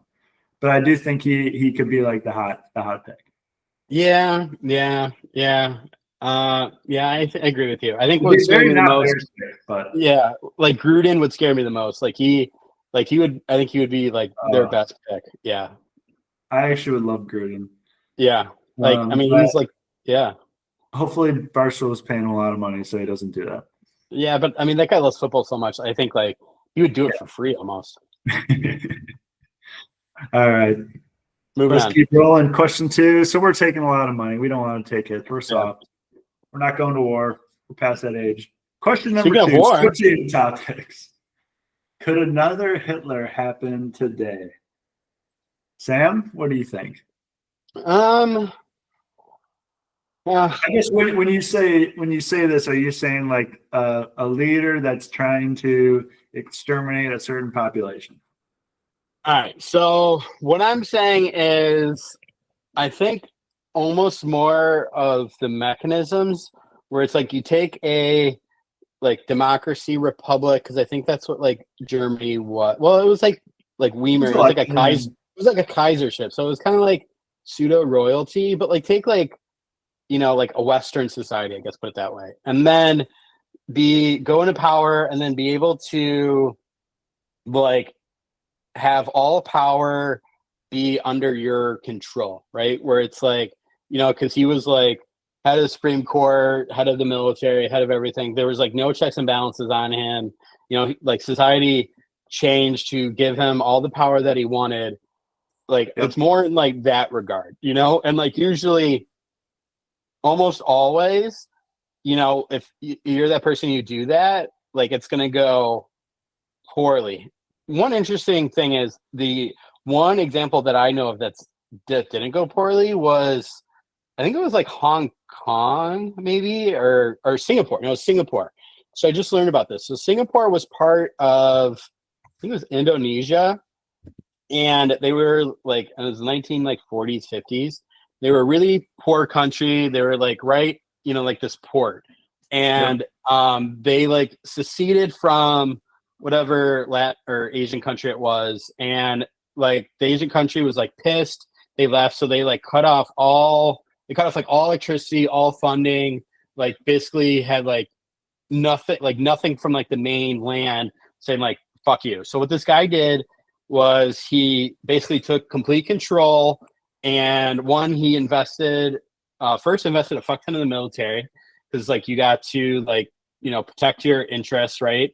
And like I guess it's like, okay, Hitler, right? Any like dictator is gonna always start with military, so it's like where's this gonna go, right? And then what he did was invested a shit ton in education, and so like went from like only like 15-20% of the country to be able to like read to like 80-90%, and like paid teachers super well, and just like and made it like a really honorable job. And then also like had invited like a lot of like America, a lot of foreign like experts, and like opened it up for like investment and whatever. And so did all that, and then like lower tax, like basically just kind of like made it so we have all these ideas come in, we're educated, and then like low barrier of entry to like build a business, get started, and like government will like get out of your way and help you. And it ended up being right like where it's, I think, one of the wealthiest, if not the wealthiest nation in the world, have super strict laws on like drugs and like all that kind of good stuff. But like, like it's a thriving country, and it's like, insane, right? And did it in the span of like, like half a generation. So I think that's the only example I know of like a dictator that's like done well. Actually, there's another Egyptian country. I'm sure he had some issues along the way.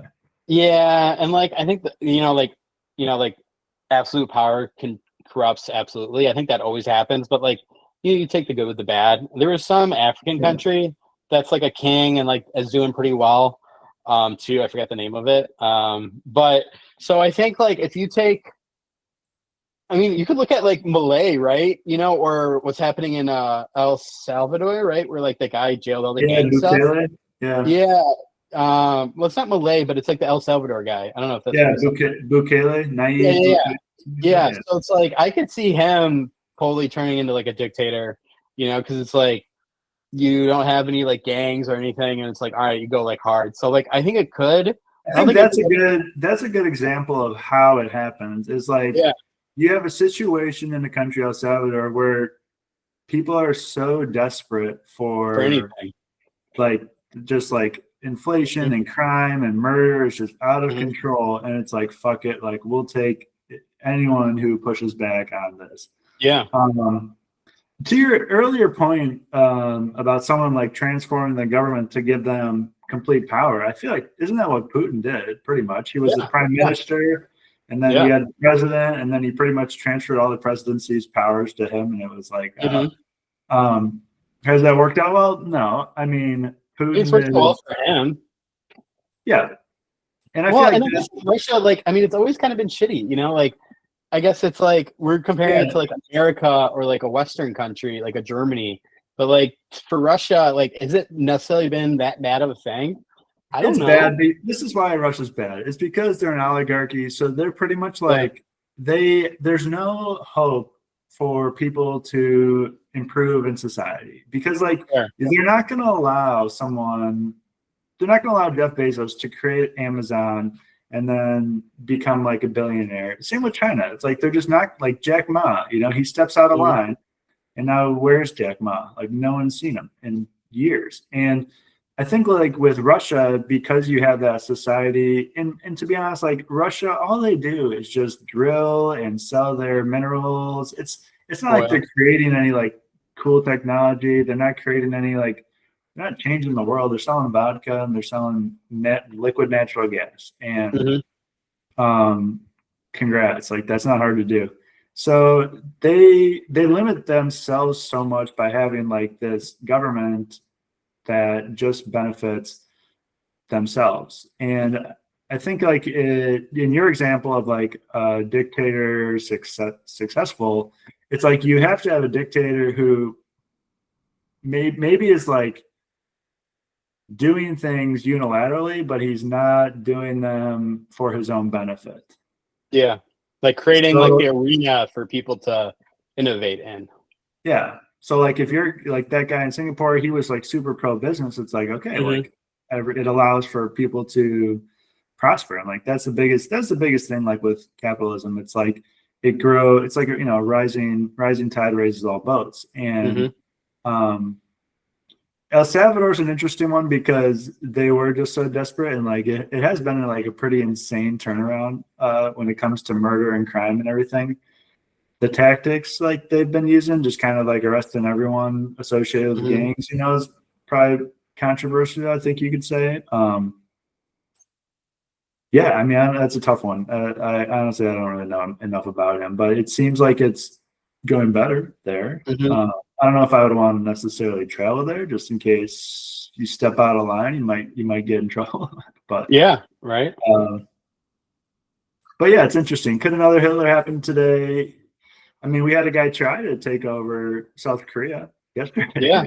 Then he gave up real quick. He got voted down 190. I actually saw a hilarious thing today that he was like, "Oh, I knew this was going to go this way. I just needed to send a message to." It's like, I don't get like what did he not talk to like one person?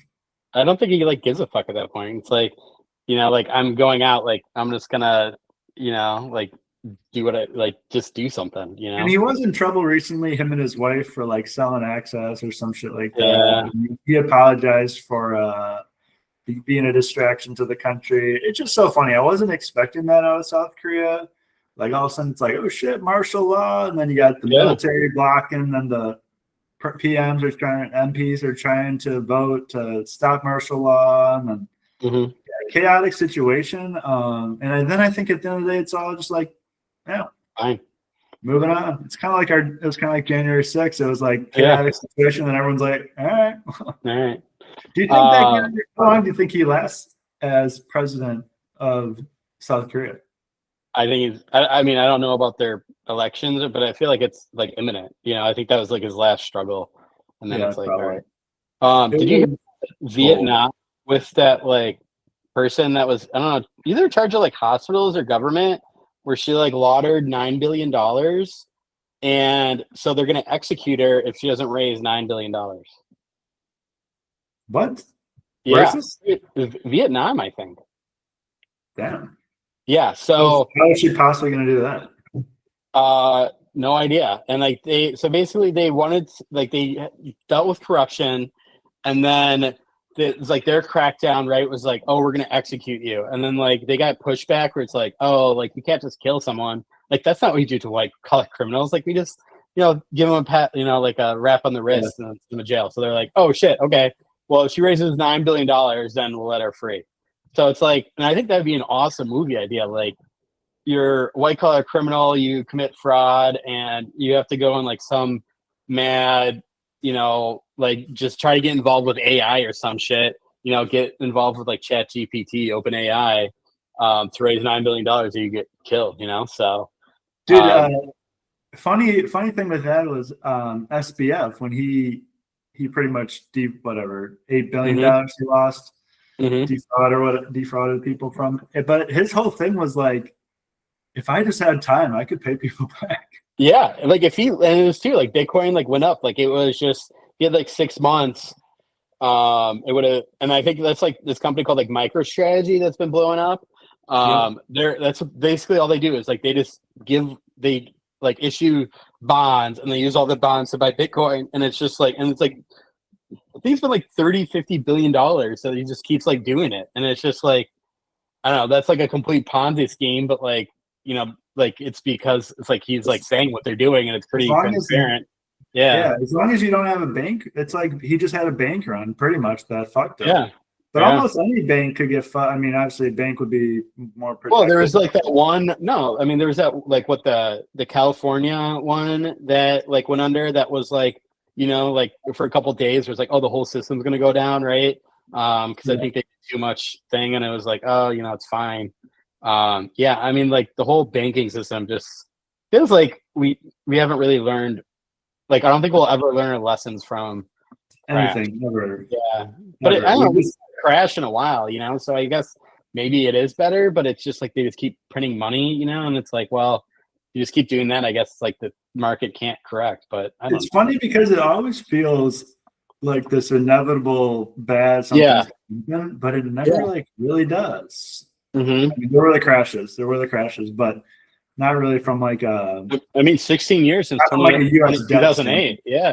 You know, like I guess, you know, and then you have Germany, which they have laws that they won't like everything. Their budget has to be balanced. Like they can't like issue debt. And like, I think that's part of the problem where they're in is like, they can't, you know, like spend to, you know, like, you know, stimulate their economy, you know? So like, and then you look at the US, like we're doing everything that seems super stupid, but like we're by far the best economy and we have recovered so much better than any other country, you know? yeah. So I guess Last maybe 20 years, US yeah, versus EU, it's like GDP has diverged. been insane. Yeah. Yeah.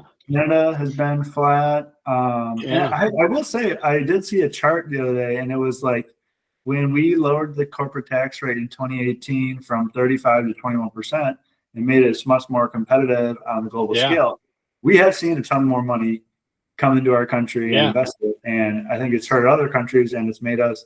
So hopefully we get, I think, because I think that expires next year. So hopefully, Yeah. it should keep going, but hopefully maybe we even go lower. I think Ireland's like 15, and they're like, Yeah. And that's why they have all all these the money. companies are incorporated in Ireland. It's like, the hell is that? So, Well, and I think Ireland just passed a ruling that like Apple like has to pay tax, and they basically like Ireland has to figure out what to do with like it's like $30 billion, and they like have to give it out by like a time period. So it's like, okay, what do you do with that? You know, I don't pay your debt or something. I don't know. But yeah, I mean, I think like it probably what like maybe it'd be too drastic, but just cut it to zero. You know, like I think cut personal tax to zero and corporate income tax to zero. Like seems better like for people to be able to choose what to spend their money on versus not. But then I don't know. But then you want to like incentivize stuff. You know, I don't know. But I do agree with the corporate tax. Like it'd be that seems like a interesting yeah. one. I Yeah. do kind of like the idea of cutting income tax just because Yeah. I think it'd be better. You could allow people to save, and then I think like wealthy people that just spend a lot of money on like one thing that I think we should tax the hell out of is private jets. Like every Yeah. time you find a private jet, you should just have like some exorbitant, I don't know what a private 20 grand. So maybe like Yeah. 25% tax, 5 grand. And because it's like you're not like limiting access. Like people aren't flying around on private jets. So tax the hell out of it. Like that's a good way to. I feel like we could focus win tax the environmental on, crowd too. what was that? Win the environmental crowd. Yeah, that's what I'm saying. Like we can focus taxes on activities that wealthier people only can afford. Yeah. Yeah. One thing that they've talked about is bringing back the salt cap. Yeah. And it's like, what the fuck? I seriously do not understand. I don't get that. Maybe it'll be good for you, but I do. It would be good for me, but yeah, it Well, seems okay. like be you shouldn't incentivize bad governance, right? It's like, oh, tax a lot, you know, like I don't know, you know, that you shouldn't incentivize that. No. But so could Hitler happen today? Oh, I will. Yeah, my other thought on this one though was I do think around the world there are groups of people that are literally exterminating people based on religion. Africa.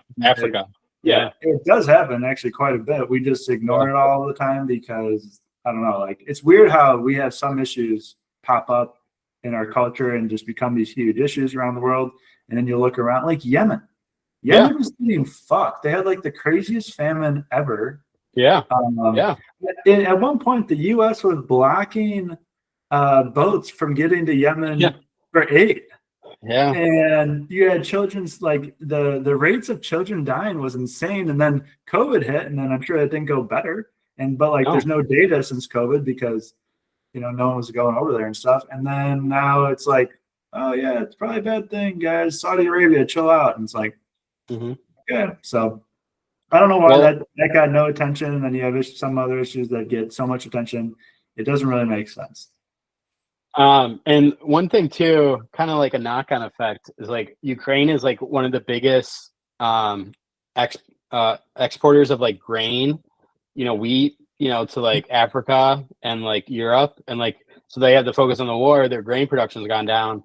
You know, like it just seems like if anything kind of bad happens to like America, you know, like basically the northern part of the world, like then it's like shit just falls downhill. And like I feel like just Africa just gets fucked, you know, like continuously. And like that is so true. That is so true. Yeah. It's like, well, you know, like we'll do lip service, but like, you know, South Sudan, I think like 2 million people are gonna die this year. In like some civil conflict, but like they're both bad people, so like you can't really moralize it, you know? So it's like, well, all right, you know, throw your hands up, you know? Yeah.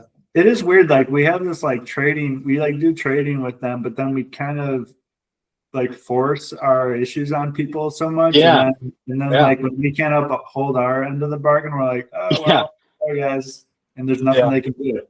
One of the interesting ones I saw was like Ghana. We send a lot of like when the Super Bowl, the loser team, you know how we always make jokes about like the shirts go to Africa, but like they have so many shirts over there that like their beaches are covered in shirts, and it's just like disgusting. And it's like, and we force them to take it. Like we literally negotiate. They're like, no, you guys are helping you. Yeah. It's like a dumping ground, and and no one even wants this shit. It's like, yeah, guys, we have shirts. Like, I don't know why we think like Africa doesn't have a fucking t-shirt. Yeah, but it's bizarre. That's not what they need. They need like, you know, like they need to like build an industry and like industry, you know, like industry, not like simple textiles. Like I just like the funniest, like we give them all like their basic needs, but it's like, okay, then the people. Like, you know, you give a man a fish, feed him for a day, teach a man a fish, feed him for a lifetime.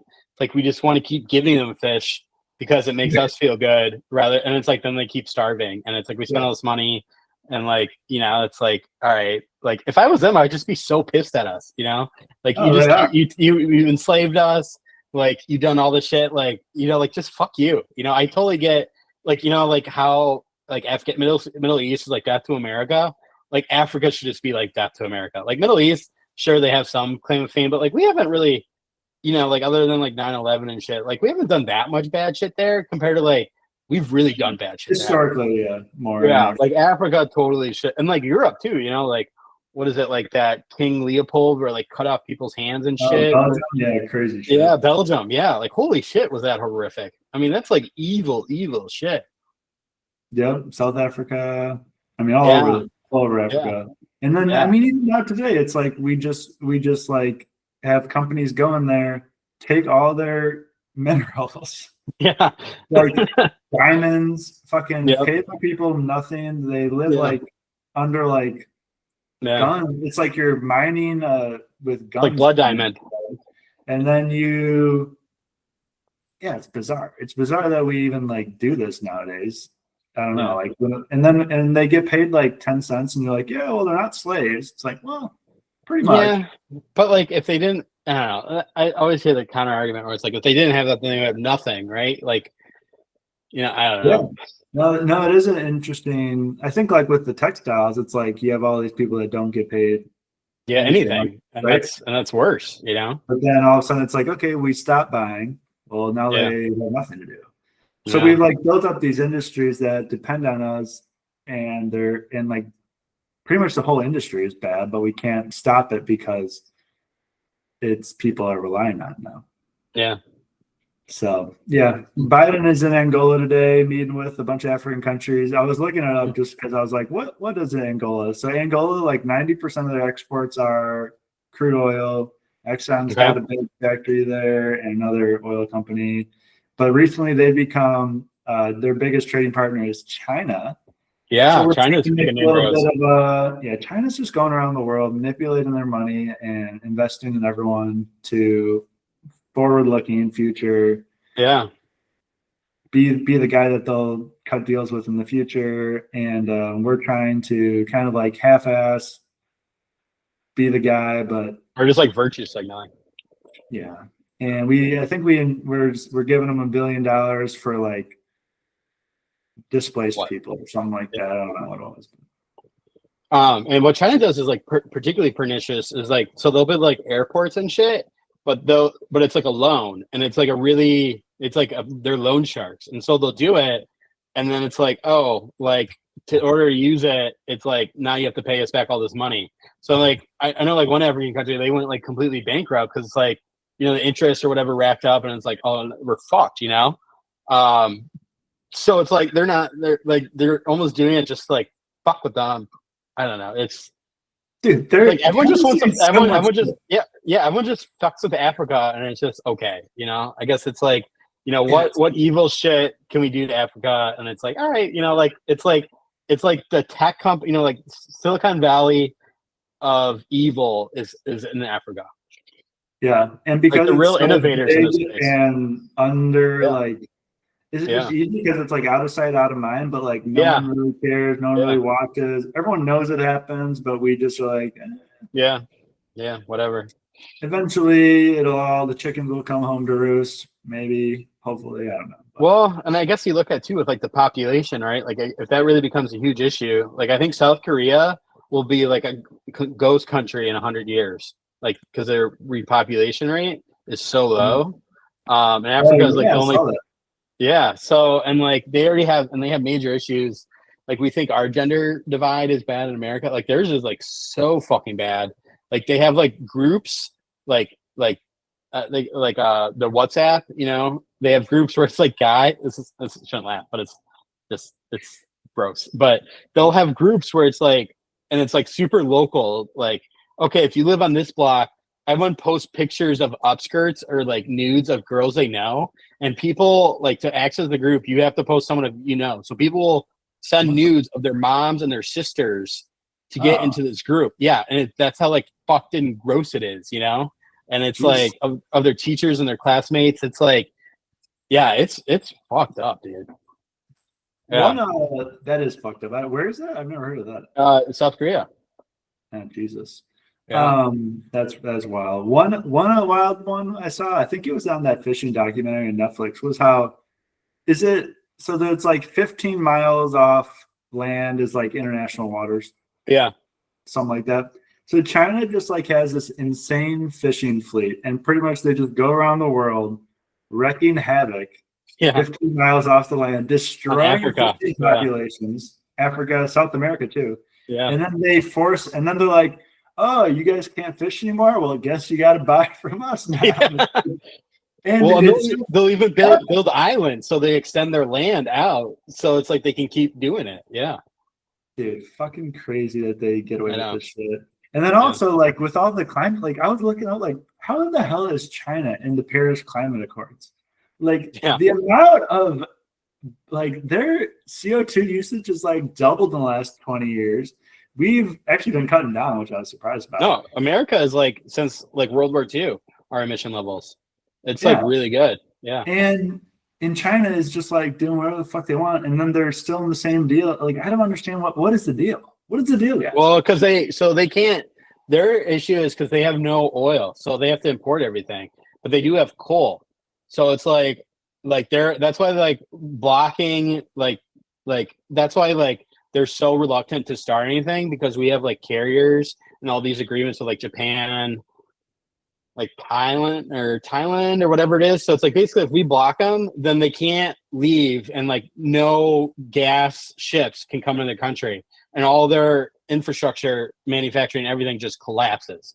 So it's like that's why they're so fucked, and like just like keeping them in, and that's why they want to keep getting outwards, because so they have more space, so they can like worst comes to worst, and like if they take over Taiwan. Taiwan, like that's what's stopping them, because it's like they and it's kind of interesting too, like China and Russia, I think they have like one gas pipeline, but you would think like. Yeah, you'd think they would be like, just do all these pipelines, but they're like they don't like each other. Like they're kind of friends, but they're kind of not. But it's like if you just built all these fucking pipelines, and then you could be like, all right, I'm gonna ally with Russia, fuck America, fuck the world. Like then you could like do what you want because you have oil, like reliable oil. But they, for some reason, like they don't go full bore into doing all those pipelines, and I'm not really sure why. It seems kind of obvious to me. We'll have to do a deep dive on China someday. Yeah. Maybe next episode. Should we keep rolling? Yeah, moving on. It is an interesting topic, though. Moving on. Question number 3. It's Gladiator 2. It's Gladiator 2. Did you know this? No, I just know. I saw like a week ago. What that is it's like Denzel Washington's highest grossing movie of all time? You're right. It is Gladiator 2. Well, American inflation, right? Gangster was number 2. Oh, I didn't know that. Have you seen Gladiator 2 yet? No, I have not. All right, man. Well, we got to go see it. And what's your number one? Your Denzel's probably biggest fan, I would say. Yeah, I would say, yeah. What's your number one Denzel movie? Honestly, it changes by the day. Like Remember the Titans is really good. John Q is really good. Man on Fire, really good. American Gangster is really good. Equalizer. I mean, that's just kind of like an accent flick, it's entertaining. It's good at entertaining, but it's not good at like showing his range. Yeah, I thought The Little Things was pretty good.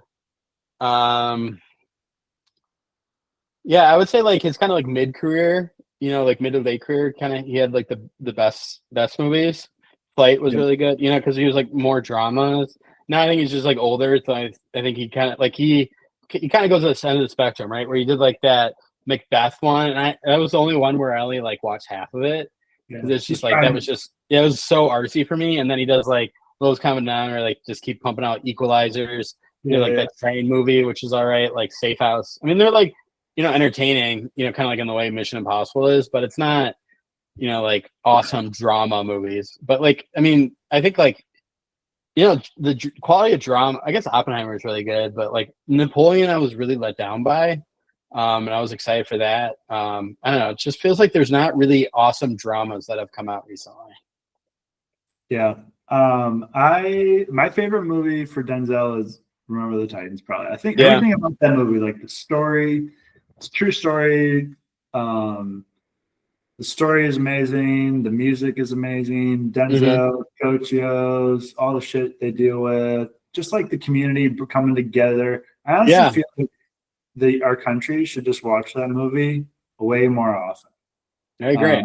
And our whole world will be better. We just need more Denzel in all of our lives, and probably would solve 90% of our problems. I'm excited to see Gladiator. American Gangster is freaking awesome.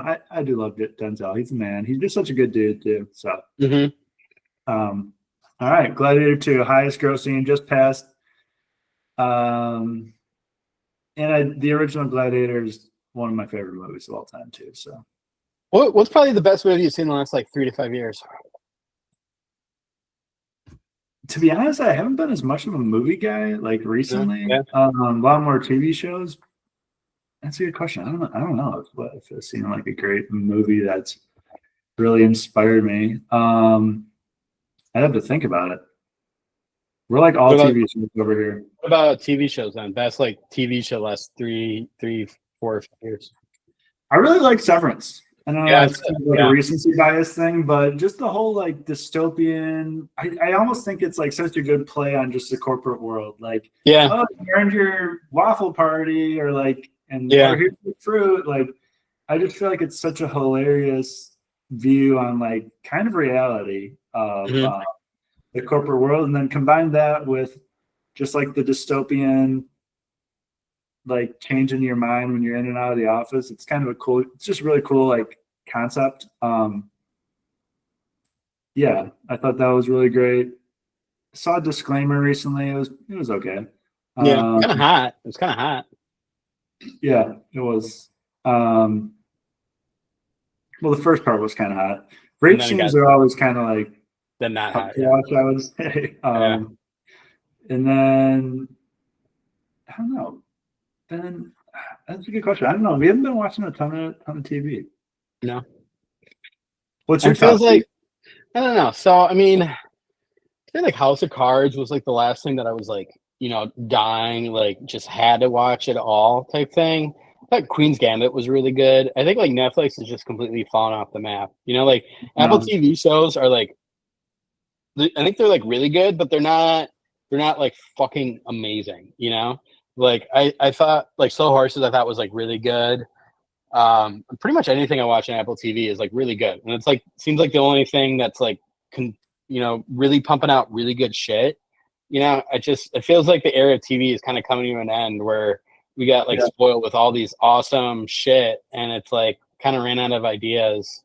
Like I can't remember even the last Netflix show that I like was super into. Like we watched the one that was like The Diplomat. That was all right, you know. It's slow But for like, me. I like got 3 episodes in and I was like, I don't yeah, care. like Netflix just seems like they're just pivoting more towards. It's like, and everything is kind of like sounds like sexist, but it's like all kind of like female, like woke, not woke per se, but it's kind of like hidden woke, where it's like Amazon TV is kind of like, and they're going hard. Like Amazon is doing like, you know, the shooters and shit like that, which I like. But like, it's kind of like Mission Impossible. It's like, it's all right, but like, Yeah. I don't know. It feels like really It's good it's like stuff it's happening. when it feels forced, it just doesn't hit. And that's why I like Disclaimer Silo on Apple. I've Yeah, watched. I've been watching It's that. decent. Yeah.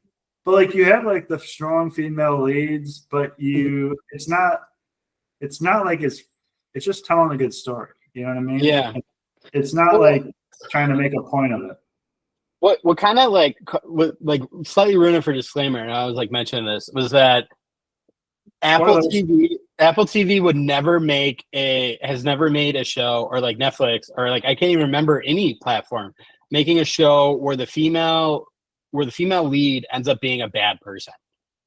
Like I can't remember the last time like that's ever happened, you know? Like that's why I think like my issue with it's not really the diversity per chance. It's like I know what's going to happen. I know how these characters are, and I know like they don't have like the morally gray nuance, and like I love the mystery and being surprised what happens. Like I like, you know, it's like, oh, twist, but like kind of could see it because it's like no way they're going to have this woman be like, Yeah, you know, like more taking rape, you know, like and all this like ruin a guy's life. Like that just like Apple TV just doesn't have the balls to do that. And like maybe the writers just can't conceive of it, you know?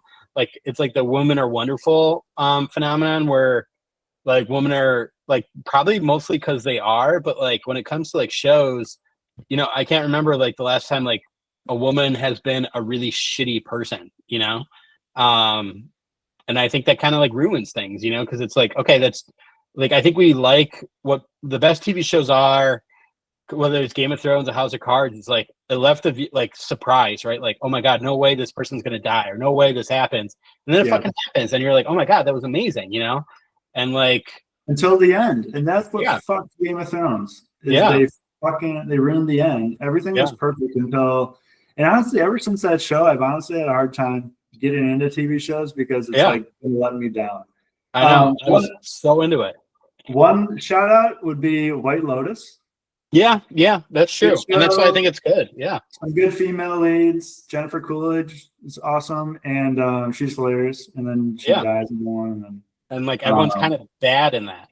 Yeah, it's just such a cool, different. I don't know. The shows that are just like pushing boundaries, trying to just new concepts, new ideas. They don't have to be action, but just a little bit of mystery within the characters. And I think one thing that I really like is like, because I think it's more of a reflection on reality, is like people are super complex, right? Like we always love to say this person is good or this person's bad. When in reality, it's like everyone does good and bad things every day. Hitler loved animals. Hitler loved animals. And like I feel like it's because it's genuine. And when it comes across like that on TV, where you're like, this person did this, which is fucked up, and then they did this, you know, he rapes, but he saves. So shout out Dave Chappelle. But like I feel like that's what people are like really craving right now, is just like genuine and being able to like be themselves or relate to themselves, like see themselves.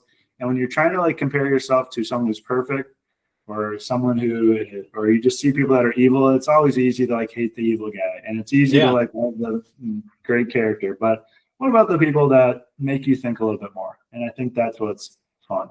I agree. It's not like people like the service level take is like, oh, diversity is bad, and like no, that's not the issue at all. Like my issue is like that there's like exactly what you said. There's no morally gray areas, and then like typically like if you have a diverse character, that person is going to be like the protagonist in it, and like you know like oh girl boss, you know whatever. But it's like you know like that just feels so shallow and kind of like you know like stereotypical in the other way, where it's like, oh, we're going to fight so hard against stereotypes that we're going to play some like, oh, they're the STEM girl boss, type person. And it's like, it's fine, but it's like, okay, like, like, like they have like, nuance, right? Like, and I think like I just rewatched the original Alien movie, and it's like, that was just a great character. It wasn't just like, I think all the best female leads are like the ones where you don't say, oh, that was such a great actress, or that was a great female character. It was like,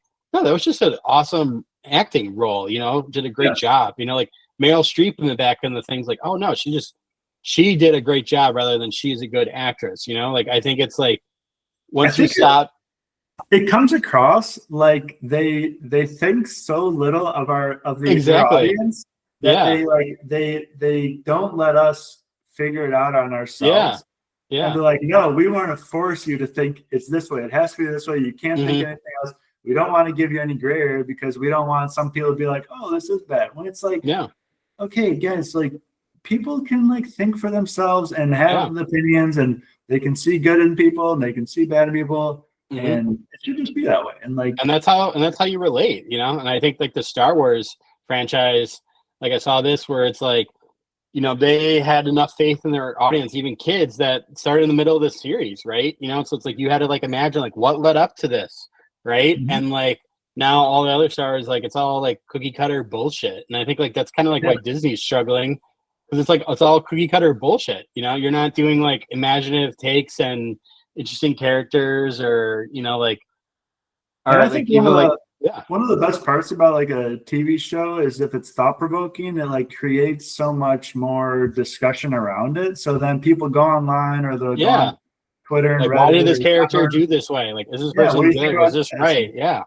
And it's fun. Yeah.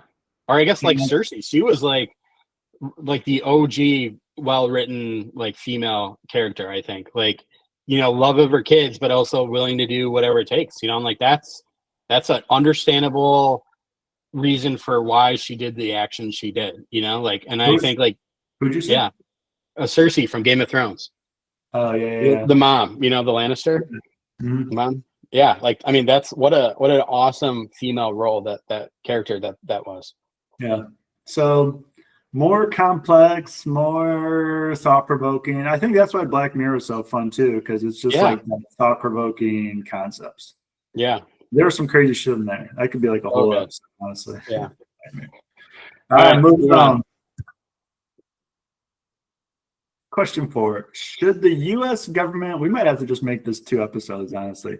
Yeah, probably. The U.S. government put an emphasis on sports-related immigration. So if you're a great athlete and you can play professional sports and that entertainment, we'll recruit you. So yes, but it's more just like if you're a highly skilled person, like I think like that we limit. It's weird that we limit H-1Bs to like a couple 100,000. It's like this like lottery system. There's so many applicants. These people end up like making a lot of money and like paying a lot of taxes, but then we like let in a fuck ton of criminals, migrant. Who knows what they are, and it's like, oh, you're free pass, whatever. It's like it should be the exact opposite, where it's like, okay, you're from a shitty country, 200,000 lottery, we'll let in some, whatever.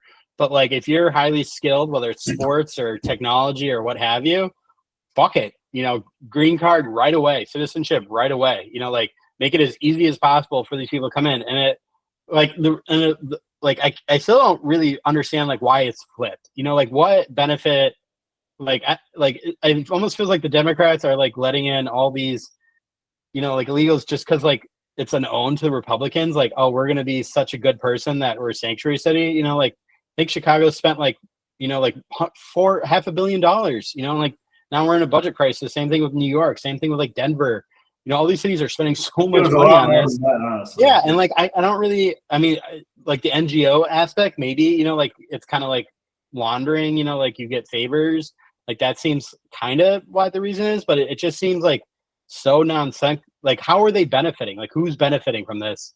I don't really know.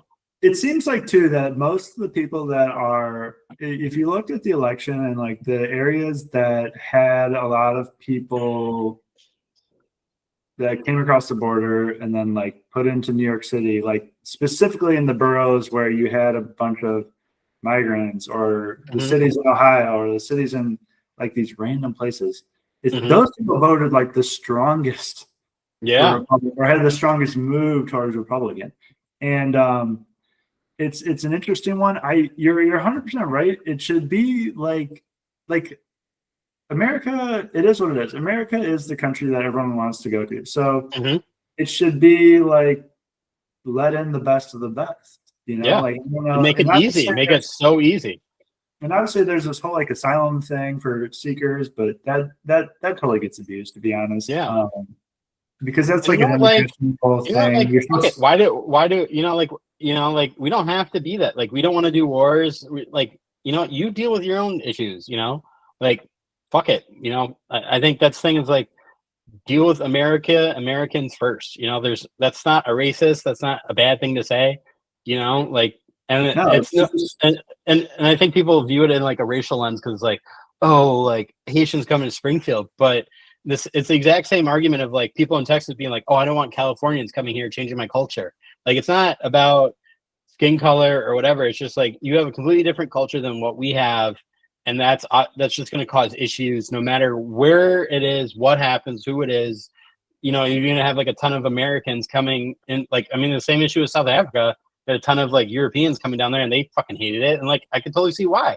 You have a completely different culture, or like Americans going to Mexico for like, digital nomad. They fucking hate it, and I get that, and like, that's why to me, it makes no sense. It's like, even if you just are helping people and they're escaping danger and they want, even if they just want economic prosperity and they come to America and they're working and they're adding to it's like, but why are they voting? Yeah.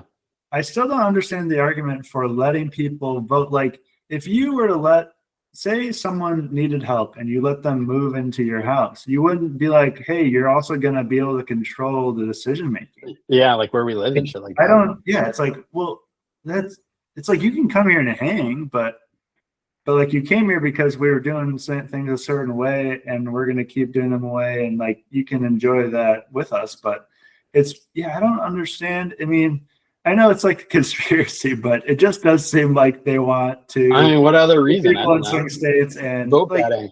At the end of the day, our elections. This one wasn't, but our elections are kind of decided on small counties and swing states. And if you can turn 40,000 votes in Michigan and 20,000 votes, like 2020, 20,000 votes in Wisconsin, it doesn't take much.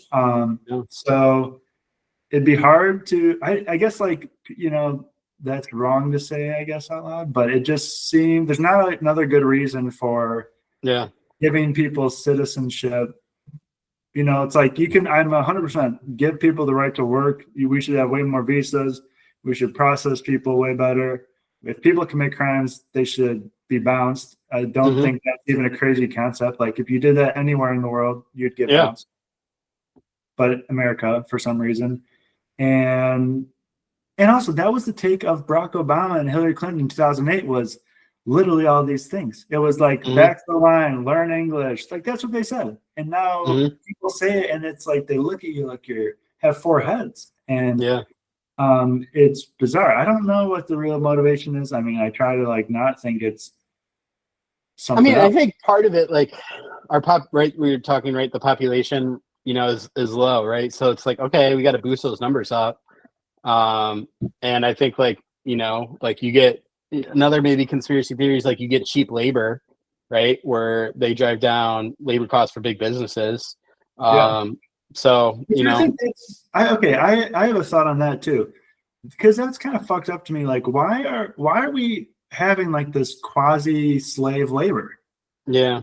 Like, it's not right to do to people. It's not like people are coming into America, earning a low wage and then going back to Mexico. It's like, no, then they're just like living in the shadows of society and they're not able to afford things. And it's like, well, that's not good. Like, what the fuck is that? Like, everything should be above board. And the other thing, what realistic pathway do they have to like being, an actual sustaining member of society? Like, exactly, you can't. Two other things. I think it's wrong if you started a construction company and you were doing what is legal, and you only hired U.S. worker or people that are approved to U.S. and you Mhm. pay them, and like if they're working full time, you got to give them benefits, and you have payroll taxes, and you have all this shit, and then you're competing against the guy who is not. Like that's not fair. Yeah. Like that's not capitalism. That's not fair. No. That's bullshit. So then you're benefiting a guy who is cheating the system for himself, not for his employees, for Mhm. himself. And then the other one is like in California, there's a lot of benefits now for immigrants that like healthcare and Yeah. things like that. Well, that's the whole argument with Walmart. It's like, why does the U.S. taxpayer subsidize Walmart workers, right? Yeah. Why do we pay SNAP and housing aid and healthcare? Because Walmart doesn't pay their workers a living wage. It's the same exact thing. It's like, why should the state of California pay for all these people so that some guy who owns a farm field can benefit more? Yeah. And like, I is agree. she going to cost more by doing everything above board? Yeah, it would. But isn't that just the right thing to do? I don't know. I think it's like if you do it like completely, I think it probably won't, because like then you're not paying all these like taxes for people that aren't producing anything, right? Like you're just adding so much net drainers on society that it's like if you get Yeah. rid of that, then like but like I think there's a whole larger agriculture stuff with like all the corn subsidies and shit that like they basically just store corn and it just like goes to rot, because like they have to. I think there's just so much waste. Like I think Yeah. we subsidize too much stuff, like because it's like all these special interests and like they win, right? Because it's like you're really targeted on an issue, you can do pretty well in America getting that shit worked out, and like I think we just have all these special interest groups, whether it's like, oh, like, oh, your minority owned business. Like I think the ethos is that is right, but it's like then it's like, okay, People cheat. yeah, you cheat. And then you like I think it's like probably 80-90% of businesses are just put in some wife or veteran or whatever his name, and it's like you're not really changing anything, and I think like the NFL kind of did it the best way, where it's like you don't get a benefit of like actually like like the Rooney Rule is like one thing, but like you don't get the benefit of hiring anyone, but you get the benefit if someone hires it from you. And I think almost more for the like businesses, like you don't get a benefit if you hire a minority, but you get a benefit if that person gets hired by someone else or something like that. So like actually incentivizes you to train them, invest in them, and like make them a worthwhile candidate, worker. And it's like, then the incentives are aligned, right? Where it's like, okay, that's great, like I have no problem with that whatsoever, and it's like I think that's a good thing for anyone, right? So I think It's a cool concept. Yeah. more aspects of that. I don't know how you work it out, but I think that seems pretty well thought, and it seems it works pretty well in the NFL. And I Yeah, think it's how a you good way make to it do it. go. Yeah, Yeah, it's interesting how you make it go other places. The other thing, yeah, like, so say prices do increase, I think spending habits then change, right? Because yeah, you're like, okay, well, maybe I don't want to buy this fruit, or maybe I don't buy this, or maybe whatever it is. hmm Maybe I don't buy it. It would work itself out, honestly. yeah. Like, Always people, does. you know what I mean? I don't know. I think it would just be interesting. I just don't think it's right to, from a competition. Like, like another thing that I don't think is right is like if I wanted to start a shirt company made in America, but I have to compete with people that are using like cheap slave labor, pretty Yeah, much.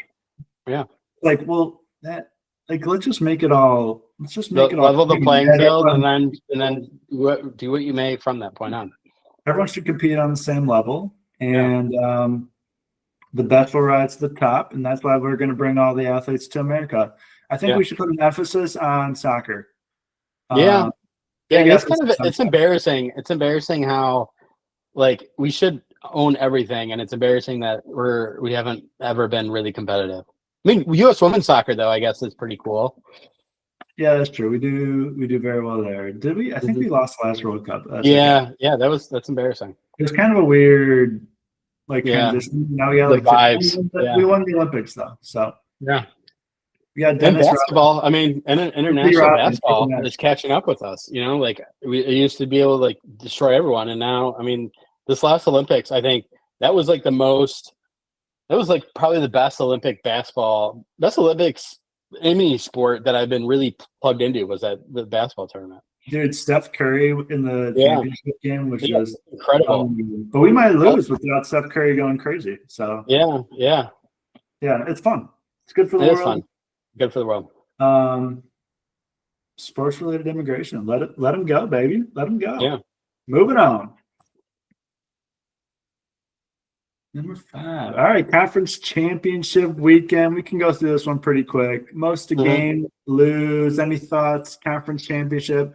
I think the most to lose is Boise State, just because they don't get a ton of respect because their schedule's been easy. Their only tough game was Oregon, and they lost. They beat UNLV by 5 earlier this year, 29-24. Ashton Jonty's a beast. I actually do think he should get the Heisman over Travis Hunter just because his stats are so insane. Eye-popping. And, he's fun. I think Georgia, Texas, both in either way. Clemson, SMU. I think Clemson could bounce SMU. Because, Alabama, I think, is ahead of Miami, right? And that's controversial. Yeah. It'll be interesting to see how it all plays out. I feel like Bama's getting in. And I don't really have a problem with it, to be honest. I don't either. They're a good team, and it's a top 12. There's so much debate and talk around who gets in, but I don't really care that much because if you are on the bubble of top 12, it's like, well, you should have been better, So And it's kind of like it's like a tradition now. Like some Florida team gets fucked, right? And they that's kind of a nice tradition that's developing. One of the funny things I saw was Florida State. They complained in their lawsuit. Remember, they said that SMU was making their conference watering down the brand. And now SMU's probably going to be the team that goes if they can beat Clemson. So super weird. Big 12 championship is Iowa State versus Arizona State. It's just like Arizona State in the Big 12 is just super random to me, but. They're playing in Jerry's World Saturday. I don't really care. To be honest, it's like Georgia, Texas will be fun. Oregon will be fun. Penn State, Boise State. I don't know. Hopefully we get some close, good games, maybe some overtimes, and a lot of flag planting. That's what I hope for. I think I saw this year that for these playoff games, they're going to go head-to-head, I think, with some NFL games, which is kind of crazy. Really?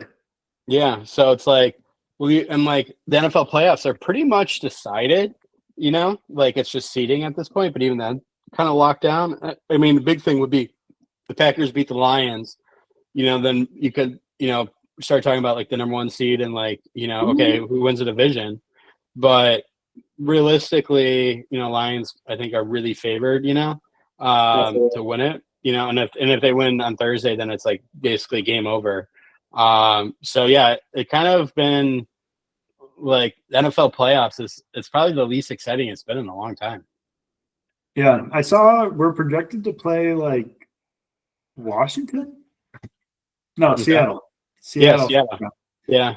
Makes me a little nervous because they're a championship or they're a conference champ, and or right now there, but they're only 7-5. So I mean, it's always tough going to Seattle. DK, Gino's playing well. It's loud there. Well, they have a big game, I think, this week. Seattle Cardinals. That's a pretty big game. Figure out who's going to win the West. Yeah, there's been some weird teams, honestly, this year. I'm really surprised Washington is in the playoffs picture right now. Yeah. I guess Dan Quinn, good job. I mean, I never really liked Dan Quinn that much, but and rookie quarterback and everything. And it's not like you look at their roster and you're really blown away. So no, I think more impressive is went from one of the worst pass blocking to pretty good. I mean, their defense is. I mean, I don't know, it's fine, but I think it's so maybe. I mean, Dan Quinn I guess takes credit for it because he's head coach, but their defense is really nothing special. It's just that offense is pretty awesome. Austin Eckler, baby. Oh, I think he's out for the year now. Yeah, he is. But vibes. All right, moving on. Where does Juan Soto land? I think the Mets. New York Mets. David Stearns gets his guy, Juan Soto, and he's getting what? $700 million? 600? 650 to 700. Good Lord. Yeah, I mean that's definitely possible. I kind of like the Red Sox. I know it's a little crazy going from Yankees to Red Sox, but I was reading that the Red Sox are struggling ever since they didn't pay Mookie, just like with the discussion around the team and like willing to compete and pay for guys, but storied franchise. I think Juan would be like you got to do a big dick move. Yeah, Juan's gonna be awesome wherever he goes. Yeah, I could see him staying in New York too. I mean, you got the short porch over there in right field. You could hit a lot of homers. You play with Aaron Judge for like, I don't know, 8 more years or whatever. And you just got to the World Series. Yeah, maybe a little bit of like run it back. I really hope he doesn't go to the Dodgers. That would be. I really don't think I don't think he will. I think one, they don't have the money to pay. I mean, they could do it, but like I don't think they do it. And like I think they realize that it's like, like then like shit like changes if that happens. Like I think like Dodgers realize that like, all right, like it's cool right now, but like if you do that, then like I think baseball just drastically changes from that point on. Yeah, they're like on the line of, are people even going to watch? Yeah, exactly. Or like like salary cap. Can't do deferred contracts, all that stuff. Like I think that really pushes it over the edge. Yeah, which is funny though because like Yankees and Red Sox aren't really that different at the end of the day. No, and I saw that Yankees, like back in the 2000s, they had way more of a payroll dominance on the sport than what the Dodgers have now. So we think like, oh, this is the worst ever, and it's like it's not like, and it's not even kind of close to it either. So humans like have the worst memories of all time. Yeah, so we're so reactionary. Yeah, I mean, shit, we just had the Rangers Diamondbacks World Series. That wasn't that far away. I think baseball and football are kind of like in a really good spot. And it's weird because they're in completely different ways, but I think it kind of works out. Do you think Alonso stays with the Mets? I think a lot of it depends on Soto. Okay. But I mean, like first baseman is kind of shitty around the league. For like how average replacement player, like it's kind of hard to find a fucking masher first baseman. Like it's really hard. And it's funny because it used to be so easy that you just find some fat guy and he would just go out there and hit 30 bombs, like hit 240, and you'd be like, whatever. And now it's like, what happened to all the fat dudes? Ozempic, man. Steroids. Yeah. Ozempic. That's funny. Yeah. Ozempic is ruining our country. Shit. Carlos Santana is like 39 years old and still, still pretty well desired for his services. Like Rhys Hoskins. Yeah, Rhys Hoskins. Yeah. Like he's awful, but he's like a top 10 first baseman. Like that's just what it is now. Yeah, it is weird. It's weird too how guys have a hard time moving to first base. Like, you think you could just plug and play pretty much anyone. Like in OOTP, that's all I do, but not here. It's easier. It's almost like super hot take. It seems easier to find a shortstop than it is a first baseman. Yeah, probably. Especially defensively, it seems like there's just way more guys. Well, I don't know why, but yeah, it's weird. Well, so it becomes from like Latin America, I think, because like basically every Latin American guy is either center field or shortstop, and like college, it's kind of like shortstop because it's like if you're good at shortstop, you can be good, kind of like if you're amazing at shortstop, you can be good anywhere else, but you can't. It's like what square is a what rectangle? Rectangle is a square type thing, and I think that's kind of what it is, like. But we also saw in the draft, like Hurst got drafted really high. The Brewers drafted like a good first baseman. So maybe the pendulum is shifting a little bit where it's like, all right, you're mashing first baseman, like that's still valued, like at least for high draft picks. But I think the Latin America thing is like, cause they just want to get all shortstops, type thing. And that's all they are. Cause that's what they're incentivized to be. Yeah, it makes sense too, because like for so many, I mean, usually you're always trying to go to find that dude, and if you find a guy shortstop who can play great defense and hit, it's just like kind of a 1 in a million. But it's like finding a QB, right? Like, if you have an amazing shortstop, it's like you have a great QB. And so we're going to prioritize that. Let's invest in a bunch of food for Venezuela. Yeah. Maybe that's what it is. Venezuela inflation has cost our space So money. it have to be like widery. Yeah. Oh, you're onto something. And Cuba's like struggling. We just got to start sending like more pork and shit down there. We'll get them going. All right. Moving on. Moving on. Deferred contracts. Kind of touched on this. Are deferred contracts helping or hurting? Are you pro, against? Sam, I don't know, like undecided, really. You know, like I guess it's kind of like it's oh my god, it's no brainer now. But then you have like Bobby Bonilla Day, and like I saw like Red Sox like now the Ken Griffey contract is just dropping off, but Ken Griffey Jr. was second or third or highest paid on the Reds. So it's like eventually those ducks come home to roost. Like, and I think if you're the Dodgers, you can do it because if you make a shit ton of money and you put all that money in an investment account, like then it's like the interest pays for the deferral. So it's like it's kind of like the rich get richer type of thing, where it's like poor teams, you can't do it as much, but also like I saw like how much revenue these MLB teams make, and it's like they're everything that they pay for, at least roster is like less, it's like around half of what they make, so sure, I guess like maintaining the field and concession workers rent, like it's a considerable expense, but I think all these guys are making quite a bit of money, so I think it kind of helps baseball, because it spurs people on, and you can't be cheap. But I think really the TV market thing is really kind of like if you have that solidified like the Dodgers do. I guess the Cubs, the Cubs have their own shit. Like, if I was a Cubs fan, I'd be so pissed off because there's no reason why you can't compete with the big dogs because you have your TV shit figured out. You make a shit ton of money with Wrigley. Like, you should be in the conversation with Soto, and it's like they don't even like. It seems like they're apathetic about not even like being in the conversation, and that would make me mad. Yeah, the Cubs are weird to me because it seems like they are willing to pay like average. I would say like slightly above average players, like it's like the second or third tier. But then they won't just go get like the stud. It does make it would drive me nuts. Especially just like one time, just go for it. But I don't know, are they just so happy making much money and they're like, hey, life's good? It's kind of like it seems to be the attitude in Chicago. It's just well, Chicago sports in general, it's just people are showing up. Yeah, like it's just all of them are poor. Yeah.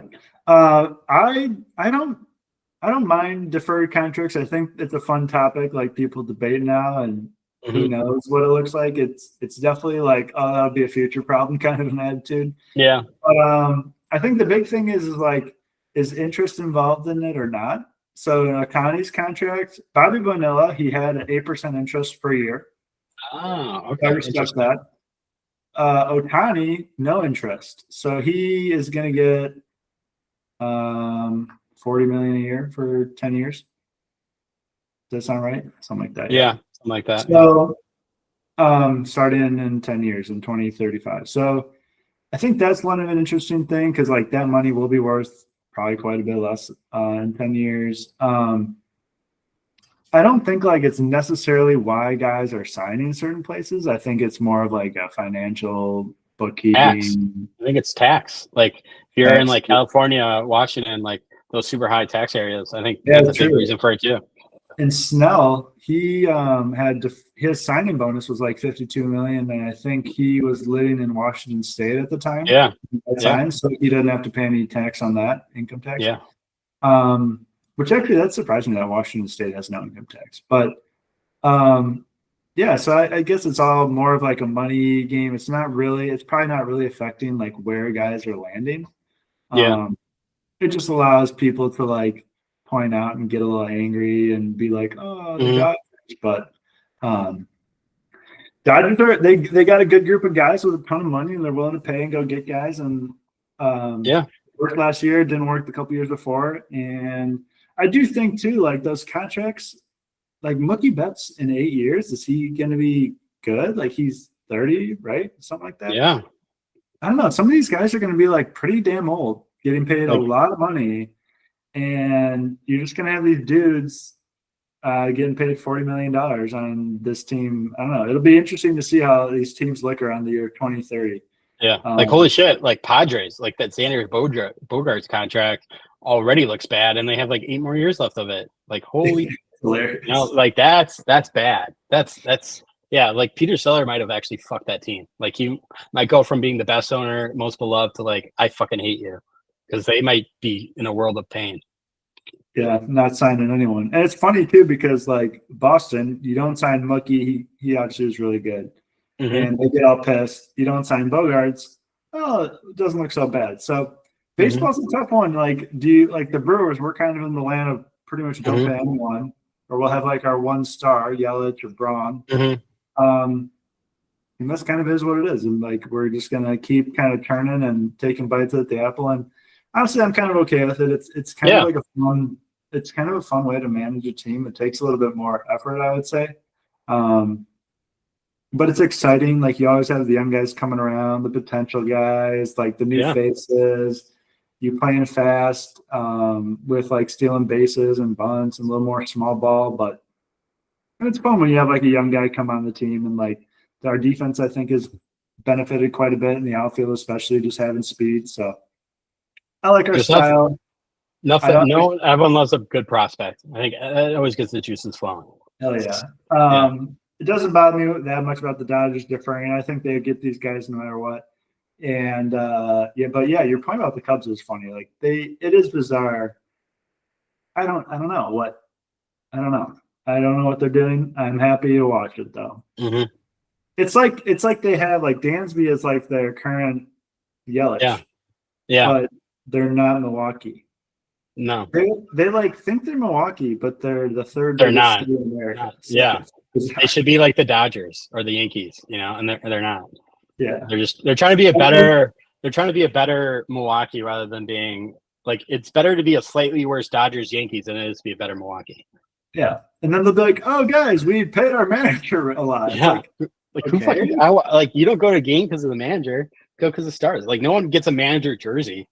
You know? Yeah. People like I liked Craig when he was with us and fucking bullshit that he was a snake and left us, but people would like freak out over his shit. Like there was that one time where like we hit a home run and then Craig, like instead of celebrating, he turned to pick up the phone to like call in because like, oh, getting 2 more throws in the dugout. You know, and it's like people got live in the moment, bro. Yeah. It was just like, I don't know. Is that worth like $8 million a year? I can't imagine that's why they're not signing guys, but it's just weird that they take that like that time to like pay someone above market value, but not all these other players. And Soto is like a young guy. He's got so much talent that like I just feel like he's going to age really well. Yeah, and like his game, right? Like being patient, like just like understanding the zone. Yeah. He's a little bit of a weird one in the outfield, but I don't think he's like a negative. I'm not negative. He's got a big arm. Yeah. Yeah. All right. Moving on. Is that it for the day? That's it. I think that's it. Thank you, everyone. We might have to cut this into 2 episodes. But it's been fun. And I liked all of our random worldly topics and talks. So have a great time in Mexico, man. Send some pics. Yeah, appreciate it. Yeah. Any closing thoughts? Closing thoughts, go Pack, go. Not really, man. Like and subscribe. Like and subscribe. Absolutely. All right. Sounds good. All right, see you. Yeah.